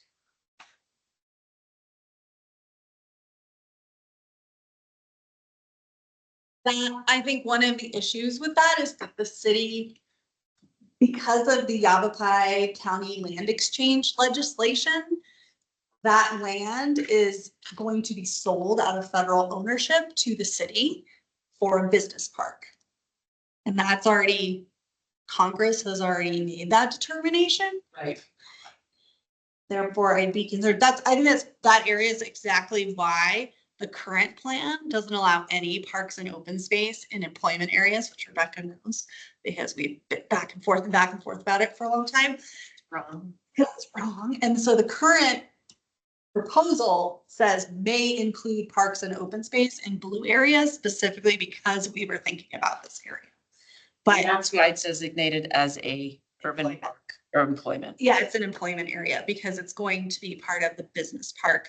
And it can now, as opposed to the current plan, which does not allow your staff to work with economic vitality and imagining a place that's both an airport business park and a community park. Now that flexibility exists. And adding foots trails and Yes. trails. Okay. Correct. That flexibility is not in the current plan. It is in the new plan. So just to bring more context to that. Was that a timber sale in that area or was that like for fry? No, that was McCain's Magic Land Swap. Does that like ring a bell? Going through a lot of that stuff.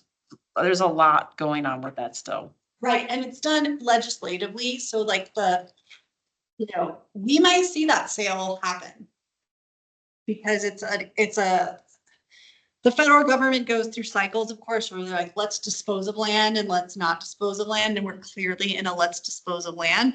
That land can only be sold to the city per the legislation. Because it's a trade-off for other land. Yes, which I don't think that trade ever happened, but I think it's still like earmarked for the city to purchase if we have money, which is the part, the pro staff and economic vitality, neither probably can afford to buy it all by themselves. 2.8 million. Yeah, 2.8 million, it's definitely not gonna buy that big a piece of property. You could buy El Pueblo for 2.7 million. It has to be in the area. Okay. Just pitching something, why not? We have 10 minutes. So we have another Hoffman Tank open space corridor, which is Hoffman Tank is something that we in here, this committee talks a lot about. We have money too. It is not shown, it is shown currently as a suburban center. This was some staff input on this one. I think Sarah talked to the staff about this a little bit, but so maybe you could explain that. Like the two urban centers that are along that corridor, like how that would affect that. Yeah, I mean, the urban centers are currently located there's one urban center on the John Wesley Powell corridor and one that's off of the corridor, up on the hill above. There are suburban centers. Those are the areas, as we have been working with those property owners on the John Wesley Powell study, that have been the most viable for having some density and mix of uses. I mean, Hoffman Tank is a tank, and a tank can be recreated in a similar area, and the elk will find it. They're drawn to water. So there's been some discussion of whether that location is critical or it's just critical we have a tank along that area and getting in terms of wildlife movement. Yeah, I mean, that's probably, did I miss anything? What else did we talk about? I feel like there's only 100 things I've talked about in the One last. thing that I remember that you're saying right now is that you need to go to the experts to get the information. And Jamie Fish has said also that that's an important place. Yes. And so we consider it an important place. And so But David Fish will also tell you that building tanks and waters is what they do. And they are not tied to a single location. They're tied to kind of the collar data and what shows them this is the area that elk want to be. Right. And they could move water from one location to another and still meet that resource need, as long as it's not too far away. But we consider that a corridor because there's a connectivity between the Rio de Flag and the Hoffman tank. Yes. And some of that. So I guess that we're just really concerned that there's an urban area, like, and I don't know what an urban area means. In my mind, I am Suburban, sorry, suburban. suburban, so that doesn't mean that there's gonna be a grocery store and a library and footpaths and people getting there by foot, because my concern is that, well, I don't know if this is the place, but what does suburban mean? Higher density housing? So I can go to suburban center land use category in chapter 4 and tell you what it says. I don't just, wing it. Well, sometimes I have to. It says that it does include housing types such as mixed-use buildings and apartments. It supports mixed-use, multi-story, large commercial, office, multifamily, and residential. It encourages residential uses located with mixed-use development and employment compatible industrial land uses, shared parking and others on those, and then says provide connectivity, open space and parks within a quarter to a third of a mile walking distance. So that area type is dense. It is where the density would be, but that's not that is not necessarily preclude allowing for wildlife movement in the adjacent, less dense area. I mean, I think that, and you need the John Wesley Powell work to look at it, but there is going to be a wildlife crossing area where they're designing the place where the road is raised up over the floodway so that wildlife can move under there. So to build out this area, some of the wildlife movement is going to change. So Hoffman Tank might not be the best or most appropriate location anymore for water. Let's think about McMillan Mesa, which is the cul-de-sac of elk and deer death. If you ask Arizona Game and Fish, that letting all the wildlife cross Cedar Avenue becomes a very high risk area.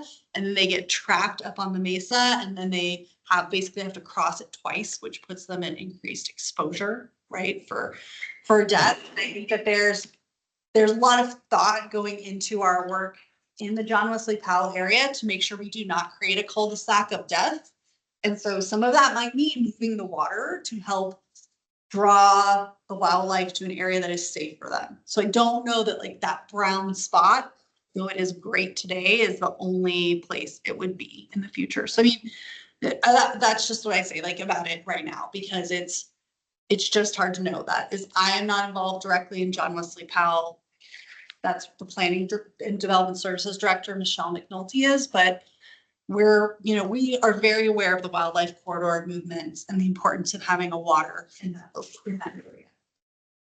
It might move on to the federal land. There it would be easier to preserve and protect, right?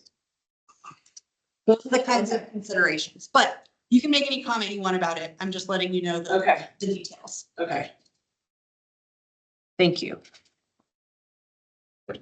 11? Oh, Still on no, number so on 4.5. number, so, right. So map 4-5 and map 4-6, which are on page 4-37 and 4-38. This is of some concern.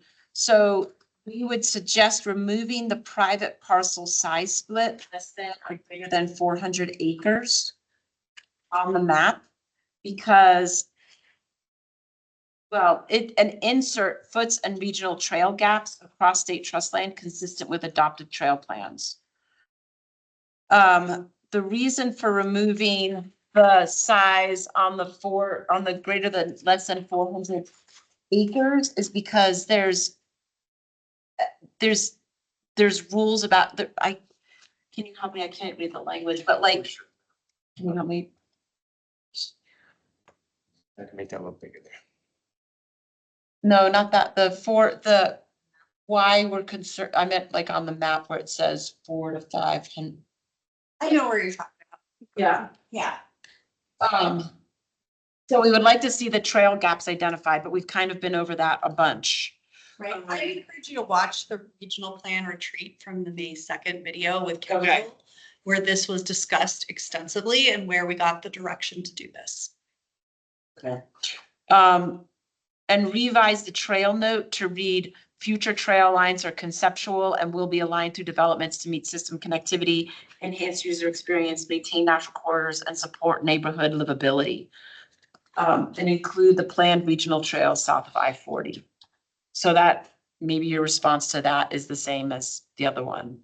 What's the planned regional trail south of I-40? Include the planned regional trails south of I-40 on the maps.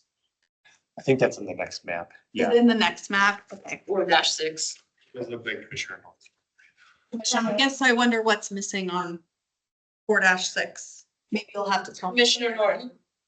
I think it's in the next. Oh, thanks. Yeah, both this point and the one with regard to Hoffman Tank.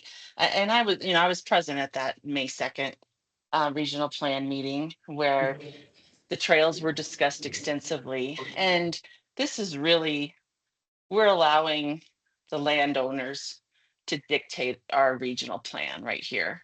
And this is, I really feel this isn't acquiescing to them because they didn't want any of the trails shown on their properties, especially the large landowners, and why they got to dictate where a suburban center went right next to an identified sensitive space that open space has declared, the Hoffman Tank. And then also I would think it's going to upset that rural neighborhood, the Harold Ranch and the River Road residents. Again, why it's there, because they wanted it there. So I really, I feel strongly about this, that we should not be differentiating on the size of the parcel. We need trails, and we need to indicate them. And yes, there can be flexibility, but to treat the large landowners differently than a small landowner, I think is inequitable. And I don't think it serves our community and the purpose of our regional plan as developed by the city and the county. So that's my comments on that.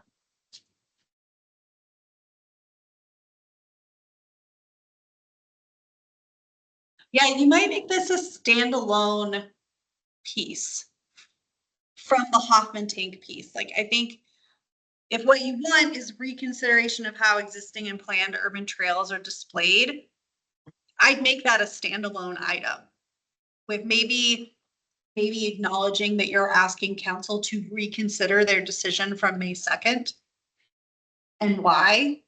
I think that might be a better way to word it so that they don't think, well, we already discussed this. We did discuss it a lot, right?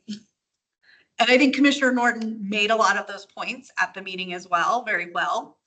I remember you being very articulate and really hitting the points home. I think that it's good to bring it up again. We've already received public comments from people who want us to show no trails on their property and want trails removed through the hearing process. So, and it's a fair counterpoint to make your position known as well. Yeah, and I think where we left it, or where it was left, well, we discussed at the time, there was a differentiation of how the trails were indicated, whether it was a solid line or a dashed line. And then now there's this division. So yeah, I don't really remember what happened when. But yeah, I'm still an advocate of not differentiating by property size. So thanks for the conversation.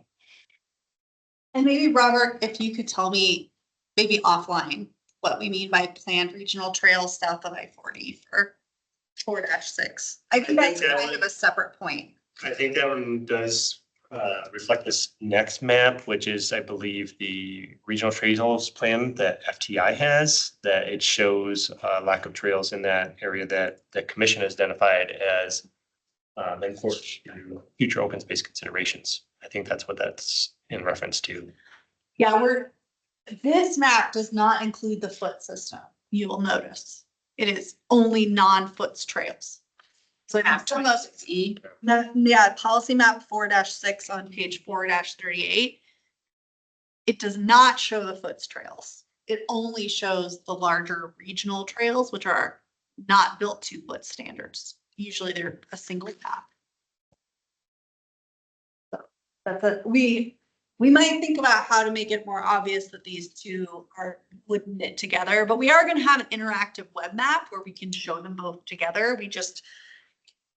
It created really gross, difficult to read spaghetti on 4-6 to try and incorporate also the material from 4-5.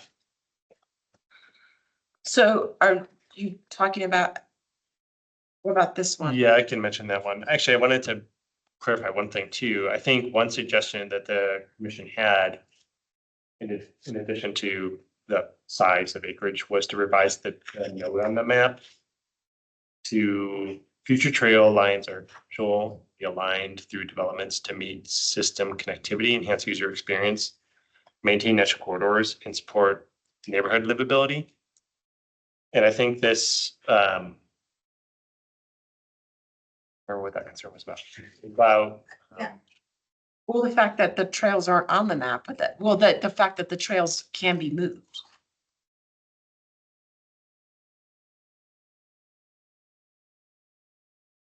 In addition to the size of acreage, like revising.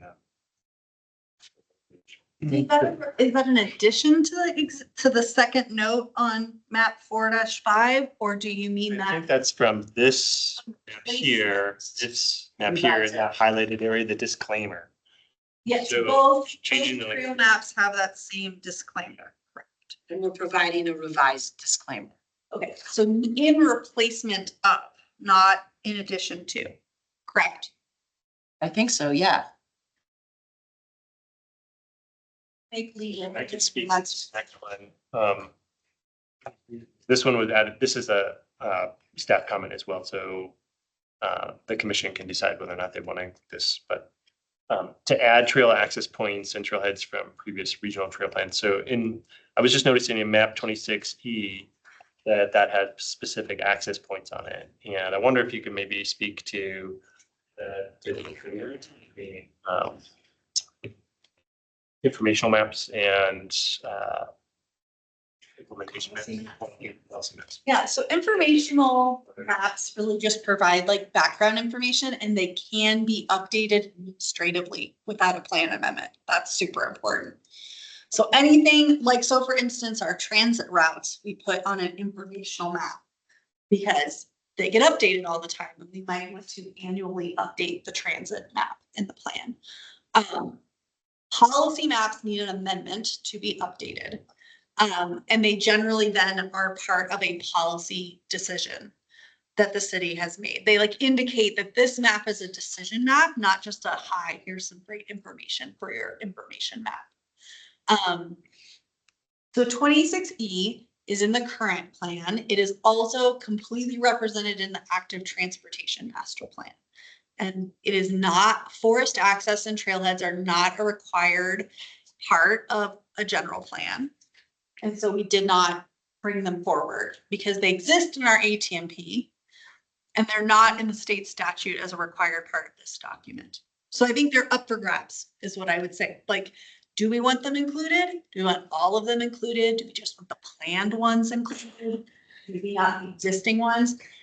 When we put them on some of the maps, they added, remember, these are 8.5 by 11s that are pretty small. They add a lot of clutter and they make it harder to see some of the other information on the map too. That kind of becomes a scale problem for regional plan maps, but they are all still there. They're all still adopted in the ATMP. But so I think it's a fair, I would say this is separate from your disclaimer and the 400 acre things. Like, think of it as like, this is a separate item. You're asking, where do you want them? Which levels do you want? Do you want all of it? Do you just want a whole new map like we have in the current plan? Is it an informational map? Is it a policy map? Does it go in the transportation framework, or is it part of chapter 3 and stuff? Think through that a little bit, maybe as part of the suggestion. Yeah, I guess the question that I specifically have is whether or not like having the access points would be beneficial. So that just to identify like where people are currently accessing and where it might be important to think about an access point for like future development. So you're saying that map is already included In the transportation. in the active transportation master plan. So it's already in a strategic plan for the document.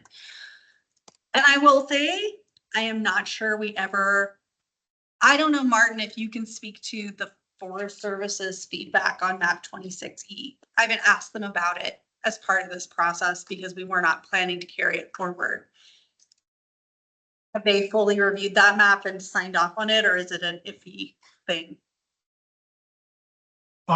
Generally, we kind of developed it in conjunction with them.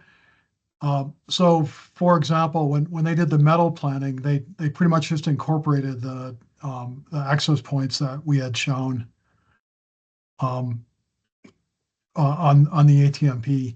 Other areas, I think, until they go through some kind of a project or some kind of a planning effort,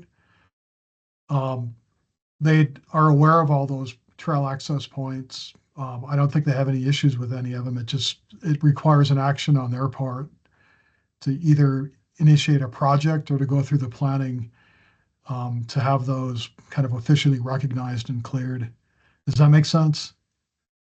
The Forest Service doesn't do planning like we do planning. Right. It's up to the commission if that makes sense to you all. Right, so we have no input on where the access points are, but is it important to incorporate them into future planning when we might be talking about trails and open space and 10-minute walkability? I asked Mark. Yeah, I think the question is, if they're in the ATMP, if they're in the regional plan, what's the best mechanism for the city to make sure that they are incorporated as part of future development? Right. The way the Forest Service regulation reads is it says when they are updating their forest plan, they must look at local government plans, plural. If I were the forest planner, I would assume that the ATMP and the general plan would both be reviewable under that statute, or I guess it's actually part of their guidance. But I guess we're trying to come at it from the different direction, which is the city going to review what the Forest Service is coming up with for access and trailhead points? Probably Martin and Robert would be, but I don't think that would necessarily be something that the Planning Development Services Department would do directly. If we don't acknowledge that we will need access to the forest, whatever their plans is, we're just redoing what happened when Foots Trail first went in. One of the reasons it became urgent was we were losing access. And now when I think about the southeast I-40 area, I can see it all happening again. People develop their little lots, or developers develop the whole thing, and there's no access. And then neighbors say, well, I don't want anybody coming through my yard, or I don't want this. So access to the Forest Service is chronic to Flagstaff because we're surrounded by it. And to wait for the Forest Service to come up and say, oh, we're going to put a trail here, is wrong. We should just define, if best we can, there needs to be an access here now. Hoffman, there needs to be an access over here to get to Walnut Canyon and Fisher Point. There needs to be access to the north off of Linda Vista now, which is a real problem now. So I don't know how to get it in on the map and how to get it at a level that people consider it important instead of after the effect, after we've lost the chance. I don't know, but it's a problem. It's a fair comment. Okay. All right, we're moving to 11, unless Commissioner Norton, do you want to jump to 11, 12, 13, or 14 before you leave? And I do that. I'm fine with waiting. My next event this evening was canceled, so I'm good. Okay, so it's okay. Sarah, you need to go. I believe it's 6:20. Okay, where are we at? 6:13. I I have to go. Okay, so make integration as important as access in neighborhood policy. That's one suggestion. I want to hit the one that you think, well, do this one. The proposed edit is that parks and open space integration and access are essential to safe and livable neighborhoods. And that's to revise page 8-2 in chapter 8. Why this matters, integration signals that during planning where and how open space and parks are located within neighborhoods and street networks is vital and shouldn't be an afterthought. Strengthen chapter 8 action items and timelines. So I don't know how these all work, your action items, but action 1, a proposed edit is leverage available funding to negotiate for purchase / dedication of greenfield lands for parks, open space and trails in the J.W. Powell Boulevard extension and other priority areas to secure integrated alignments and sites. So in the short term timeline, this would be given acceleration, given near-term subdivision activities. So we noticed that some of these activities, you know, they have a timeline and we really feel like that is critical. And action 2 is to pursue a county and/or city bond on financing mechanism for regional park recreation open space initiatives, including operations and maintenance that may not have the same immediacy, but it's so important to try to keep open space as development is occurring. Why this matters, early action secures the right locations and dedicated funding ensures the system remains safe, clean, and equitable to use. Chapter 8 actions and their importance are also echoed in the city's adoptive active trail transportation master plan, which ties walking, biking trails to the regional plan framework. So it's just clarity on the, you know, not having mutual exclusive plans and implementing practices that can help us have open space in good places. I'll just point out. Okay, Yeah. the action 1 and 2, the language is actually slightly different than what is currently in there. So I just wanted to make sure that was clear. Our edits suggestions. Yes. Suggestions. 13 is implementation tools we recommend adding. This is in chapter 8, page 8-4, proposed edits to planning that says develop incentives, density bonuses, and expedited reviews and partnerships to encourage developers to incorporate 10-minute walking access standards, foots connectivity targets, designate meaningful trail alignments, or designate neighborhood complementary open space or pocket parks in projects. So we'd really like to see incentives, bonuses. We'd like to know that there are opportunities for developers to incorporate our suggestions. There's not any code action items in this chapter. I think I'd love to run those by our zoning code manager. Okay. And Well- so if we can, if you provide them to me, I will forward them to Tiffany Okay. Handful to have her look at them. We're really trying to be creative in how we get things to happen. Mary, Commissioner Norton. Yeah, I wanted to speak a little bit on this one, and this was something that I think continued to be fostered in that discussion up at Lowell, the community discussion that they had. You know, that they're, yes, we have those 2 core priorities of housing and climate, but we do have all these complementary priorities.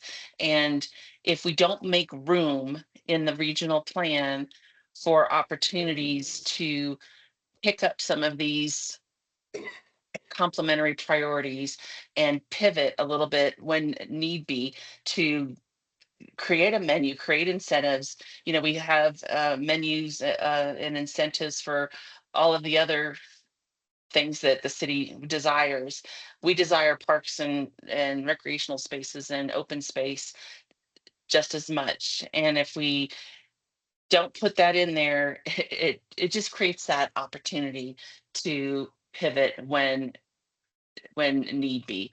We might not get some of the things that this regional plan wants in the form of housing and climate action in the end, if the developers and the landowners don't embrace it, and if they choose to just build by right. But maybe in building by right or whatever they decide to do, maybe they'll make their development better by putting in a park or putting in some open space and dedicating it or whatever. But I think something, this kind of verbiage allows that invitation and allows us some creative thinking for the future. So that's, I just wanted to add that context where that type of discussion did come up at that community meeting. Thanks. And I want to address number 14 really quick. I specifically did not add any of the terms you list there to the glossary. I have to leave in 2 minutes. So I'm jumping ahead of you, Commissioner Chair Thomas. The reason I didn't do that is because I wanted your master plan to be the one to write the definitions, and I did not want to create any conflicting definitions in the regional plan. Okay, so they will refer to our master plan for definitions of these words. You should define them, but I don't think if you write those definitions now and you want to change it for your master plan, you're going to create conflict. Comment on that. I think parks is not in there, but Right. the active recreation and passive recreation are currently in there. It was You can update those if you feel they need to be. I know you guys actually wrote them. stressful. Yeah. Okay. And do they are, I'm sorry, let me just see for a second.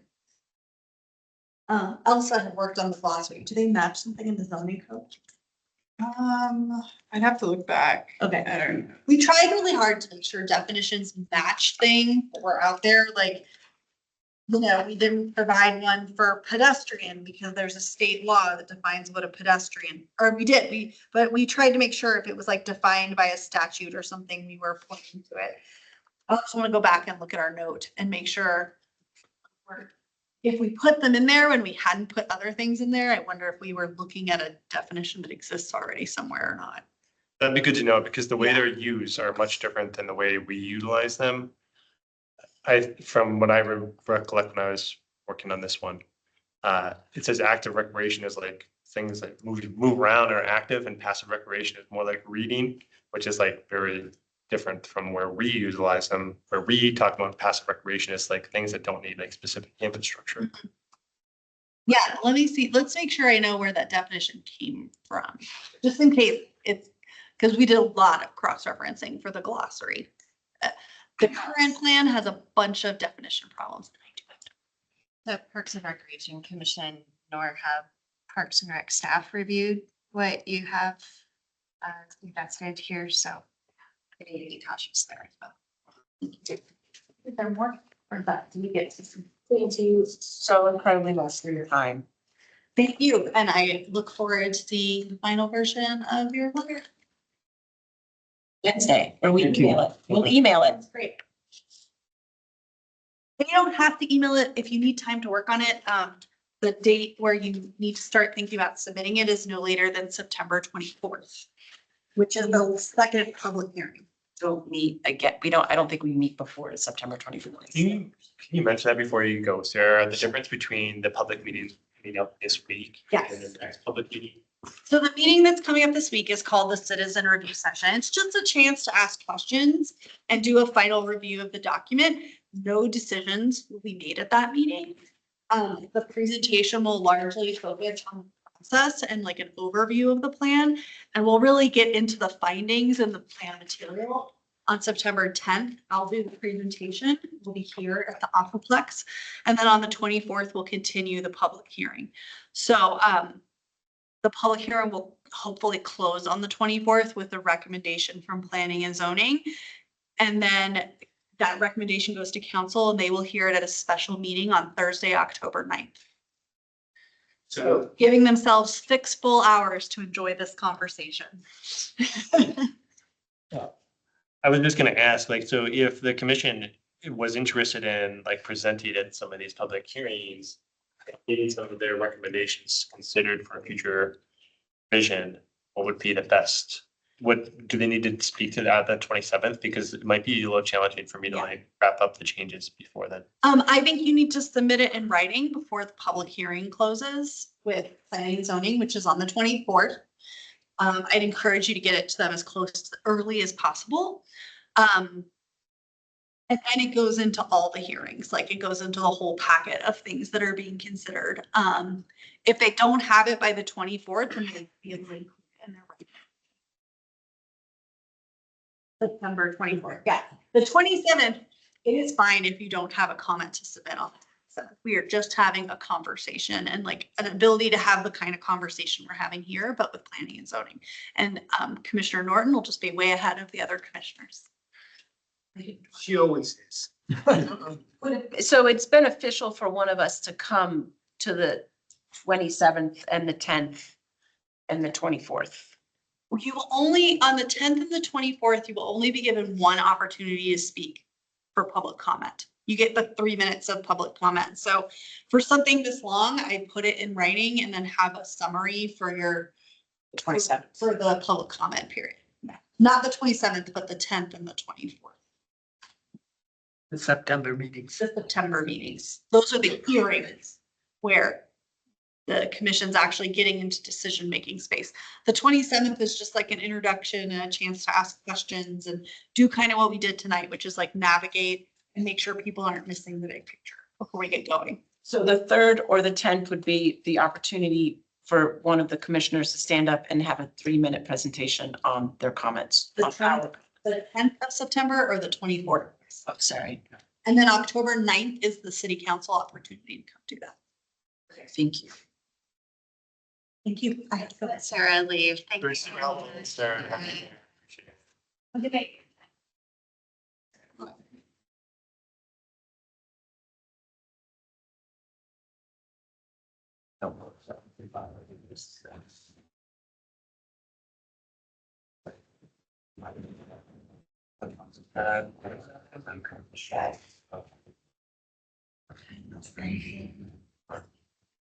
We need to brainstorm on how we can accomplish getting a revision of this document revisioned after our input from Sarah and how we can prepare and we're going to talk about it in a 3-minute time slot on either the 10th or the 24th.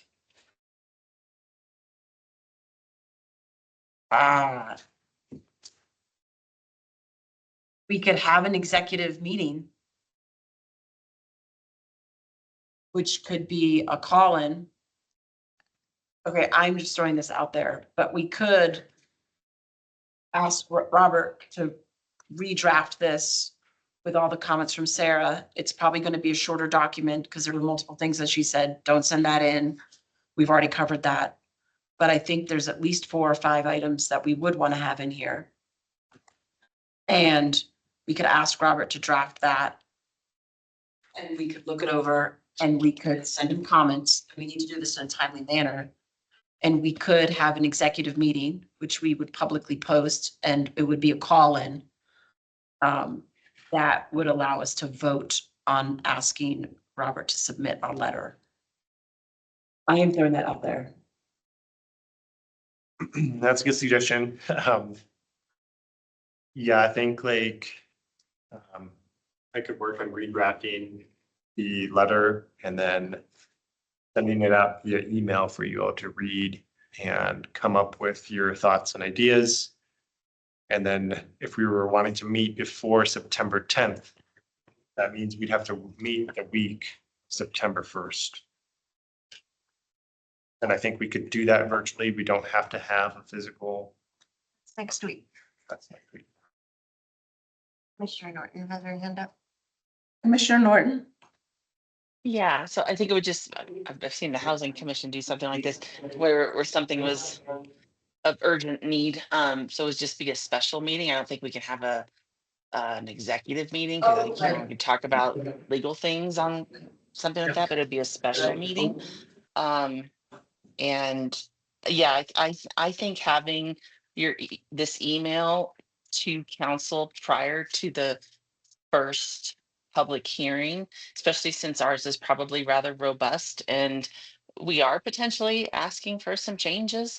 That if we can have it, I think earlier to council, the better before that first public hearing on September 10th. So yeah, I think I'm in support of doing as Robert suggested and allowing him to edit based on tonight and then doing a special session for us to vote on it. Thanks. I go along with that. The special meeting part, is there anything in the regulations that does not, that allows us, prevents us from voting by email? I mean, No, we would vote in person. We would be on a phone call, a Zoom call. or but do we need to be, because I won't. It would have to be advertised and open to the public, but we could just have it like be a virtual meeting. But then, yeah, any decisions you'd have to make during the meeting, you wouldn't be able to make through email. Okay, You so you went on your own. we could have Zoom meeting. Yep. Yeah. On Microsoft Teams. Maybe Teams. Microsoft Teams. It's a software you might need to. Yes, no, I have that too. Perfect. Okay, I will probably be gone, but I will give my voice to it after I see your revisions. I'll be able to see that. When will you have the revisions done? Well, I was just looking at the calendar and actually maybe if it gives enough time, maybe we can meet on Monday, the 8th. That's just prior to the September 10th meeting. And I would need everybody to review and comment on the new draft prior to that. So when we actually That would work meet, for we me. can sit down and just approve it. I wasn't gonna be here next week, but the 8th would work for me. I'm gonna be probably on the internet next week. So, Or you can send me your comments. No, but yeah, I could get an email anytime next week and I can review it and I can have comments. That'd be available on the 8th, but next week, tough for me. Maybe that would be helpful. So that way I can sit down with could it happen? Kathy prior to that, if you can, Yeah, no, And then- yes. make sure that we've covered what you think wants to cover. Could the review, your summary, or whatever you want to call it, ready like Tuesday next week? Second. It's, the first is Labor Day and I'm pretty sure Robert's gonna have off. Yeah, oh, that's right. I'll do my best. I'll do my best to try to get it this week. I do have some pretty big commitments this week already with some partners being. So that would, even if it's not perfect, if you can get it to us Second. as close as what you can, then we'll have that period to review for the 8th. It'd be helpful if you and So don't try to get it perfect. Jackie meet ahead of time. My only comment ahead of rewriting it, maybe we should rethink submitting some of the comments. I think so. I think there's a plan to, I'd go along with any comments that got submitted, but maybe if the two of you tried to trim that list down a little bit based on what we've heard today, it might make the review quicker. I know Commissioner Norton has some strong feelings, so maybe you leave everything in and part of the Monday meeting on the 8th is to act some comments, but I would have no objection to seeing a shorter letter next time. I think what I can do maybe do my best to have a track changed version of it for you to review, so you know what's been cut and what's been left in. And that way you can have an idea of like what changes have really been made. And then I'll try to have that out in an email by September 2nd, which would just give you a few days to review and send me back any comments that, I can make minor changes to it then. So, And then September 8th, we meet at 4 PM, our usual time. After the Labor Day weekend, so. no, it's the following week. The 8th is the following week. That's a Monday. We're gonna try to send it on the 2nd, which is. Labor Day, oh, right. And then the 8th is the whole week later, so we're excited. Okay. So meet Yeah. at 4 PM, on the 8th. September 8th. And then we can decide on who's gonna decide on. Yeah, it might be good to think about that in advance. We're not trying to scramble at the last minute. So if the commission was interested in like figuring out who's gonna speak on those dates, it might be beneficial to do that now. But I leave it up to the commission for sure, so. I'm not sure. Sarah did mention that it's limited to 3 minutes, so it means like summarizing whatever recommendation we finalize to a 3 minute. So what's written goes into the record. Yes, and then all we have to do is stand up and As long as it's submitted to that email address, which we staff will ensure that it is after you've approved it, but then, yeah, the presentation or the public comment will need to be 3 minutes. if the commission doesn't get a separate line in. Sorry. Doesn't Neither does staff. get a separate line, Right, all the time. so it can get lost in 1,000 comments. Well, I think that's the benefit of reiterating your most important points with your 3 minutes. So Commissioner Norton probably was not our best, I think we need some diversity. She's spoken at the planning and zoning. She is, I mean, Commissioner Norton, you are very eloquent about speaking about these topics, but I think a different face would be good. Yeah, so since it's gonna be at planning and zoning, I will be at Oh, the on the board. dais. So it couldn't be me, although, on Wednesday I will, basically, probably, I'm sure I will touch on some of the not comments, but just that, open spaces will have a somewhat robust comment. I don't know the answer to this. I probably will ask it on P and Z on Wednesday. Sarah made it sound as if, no major changes are gonna be made. Who gets to choose, or what panel gets to choose what changes from the public or from other commissions get put into get to be made? I mean, are changes considered major? Would they be entertained to be implemented as a change into this draft? I don't know if Rebecca and Robert have any insight into how it's going to be treated. I defer to Elsa if she wants to.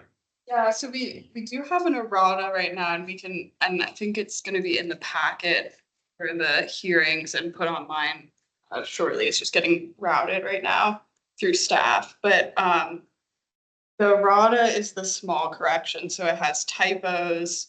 It has like the map clarity thing that we were talking about with the color of the picture canyon is an example of a small change.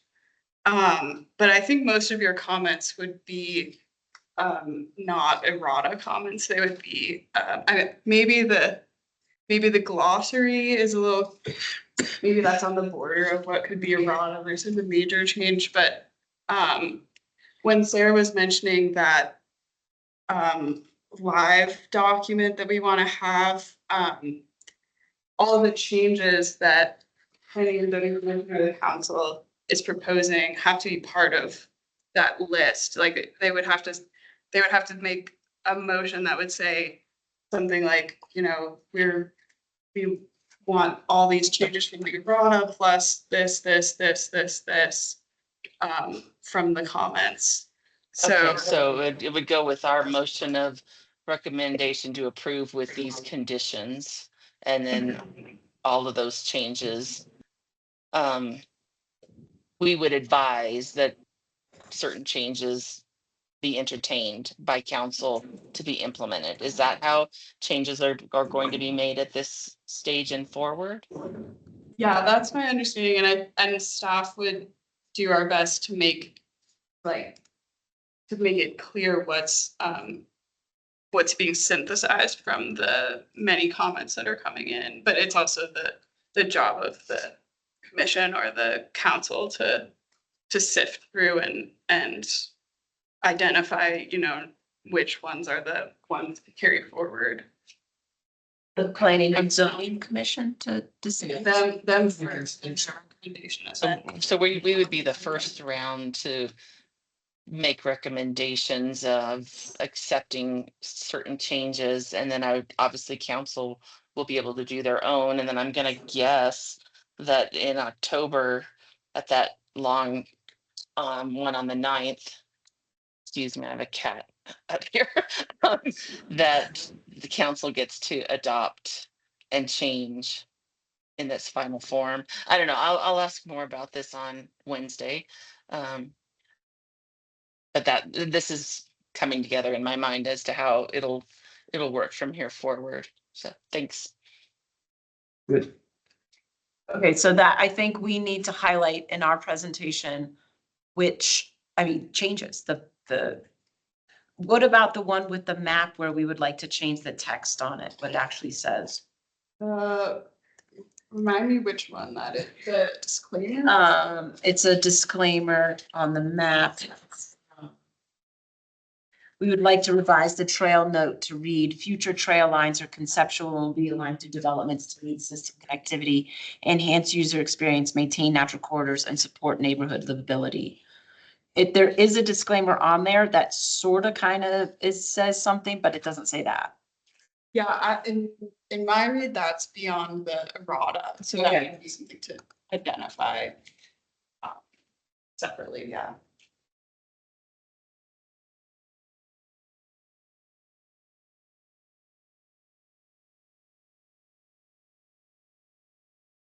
So we need somebody who's going to present on the Wednesday, September 10th.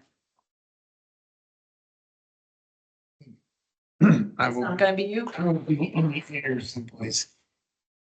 Here, Here. I can do it. I just don't know that I'm the best spoken person. Oh, really? Okay, how about this?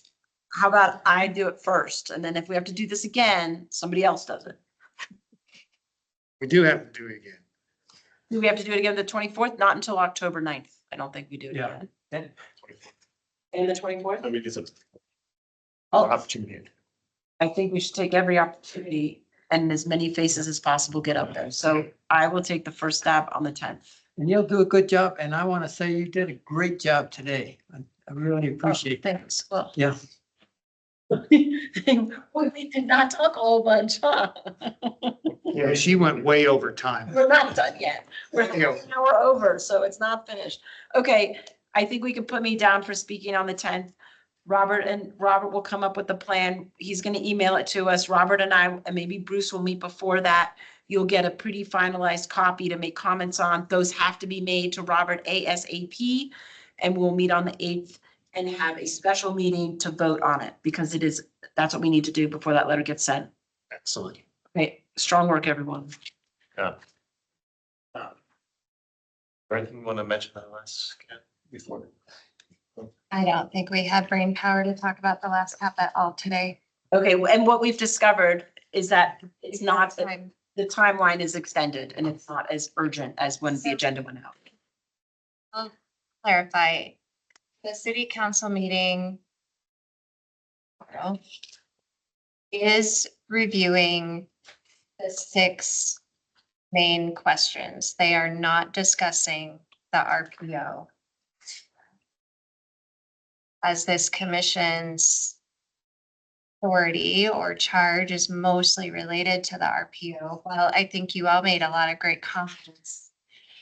I've seen a few of them about the other 6 questions. They don't directly correlate to this commission's charge or work.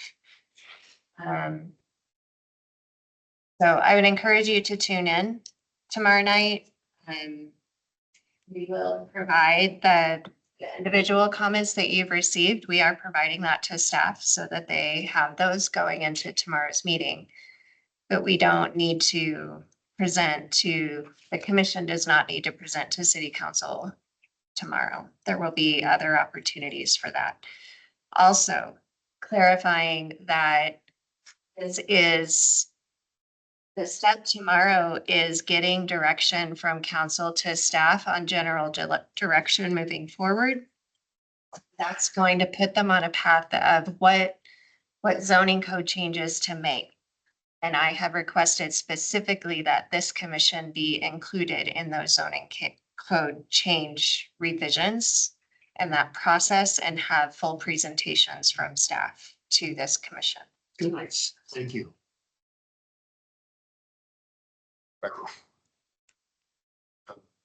Do we want to take a few minutes to do quick reports and updates? Yeah, I know that Commissioner Norton doesn't have a report or update. I think we just need to wrap it up. Yeah, correct. Everything that would have been discussed tonight would have been on my report, so thank you. Yeah, I make a quick mention in the information to and from the water agreement. The reclaimed water is going to city council on September 9th. That is to make water flows from the bow and arrow agreement that would expire in the year 2030. At Fisher Canyon and the other locations that are identified in the current owner. If you're interested in that, September 9th is when that goes to city council. A work session discussion. I've been working with legal on this one to remove it from Robert's. Right. So that will be a work session item just for September 9th and on. Water in the, doing what it's doing. To continue the plan as it is today. Mhm. Yep, that's what we've written up. Okay. Any other to and froms? Potential future agenda items. Of course, we have our next meeting September 8th. And I'll send a reminder about that. The next meeting is September 22nd, 2025, and this will be the Parks and Recreation and Open Space joint meeting.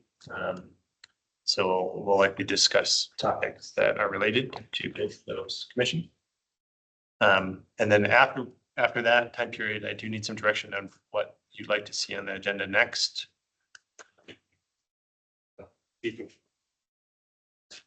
Alaska.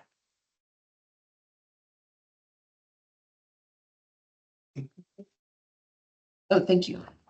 I'd like to call this meeting adjourned. I have a motion. We don't need one? We need. No further business.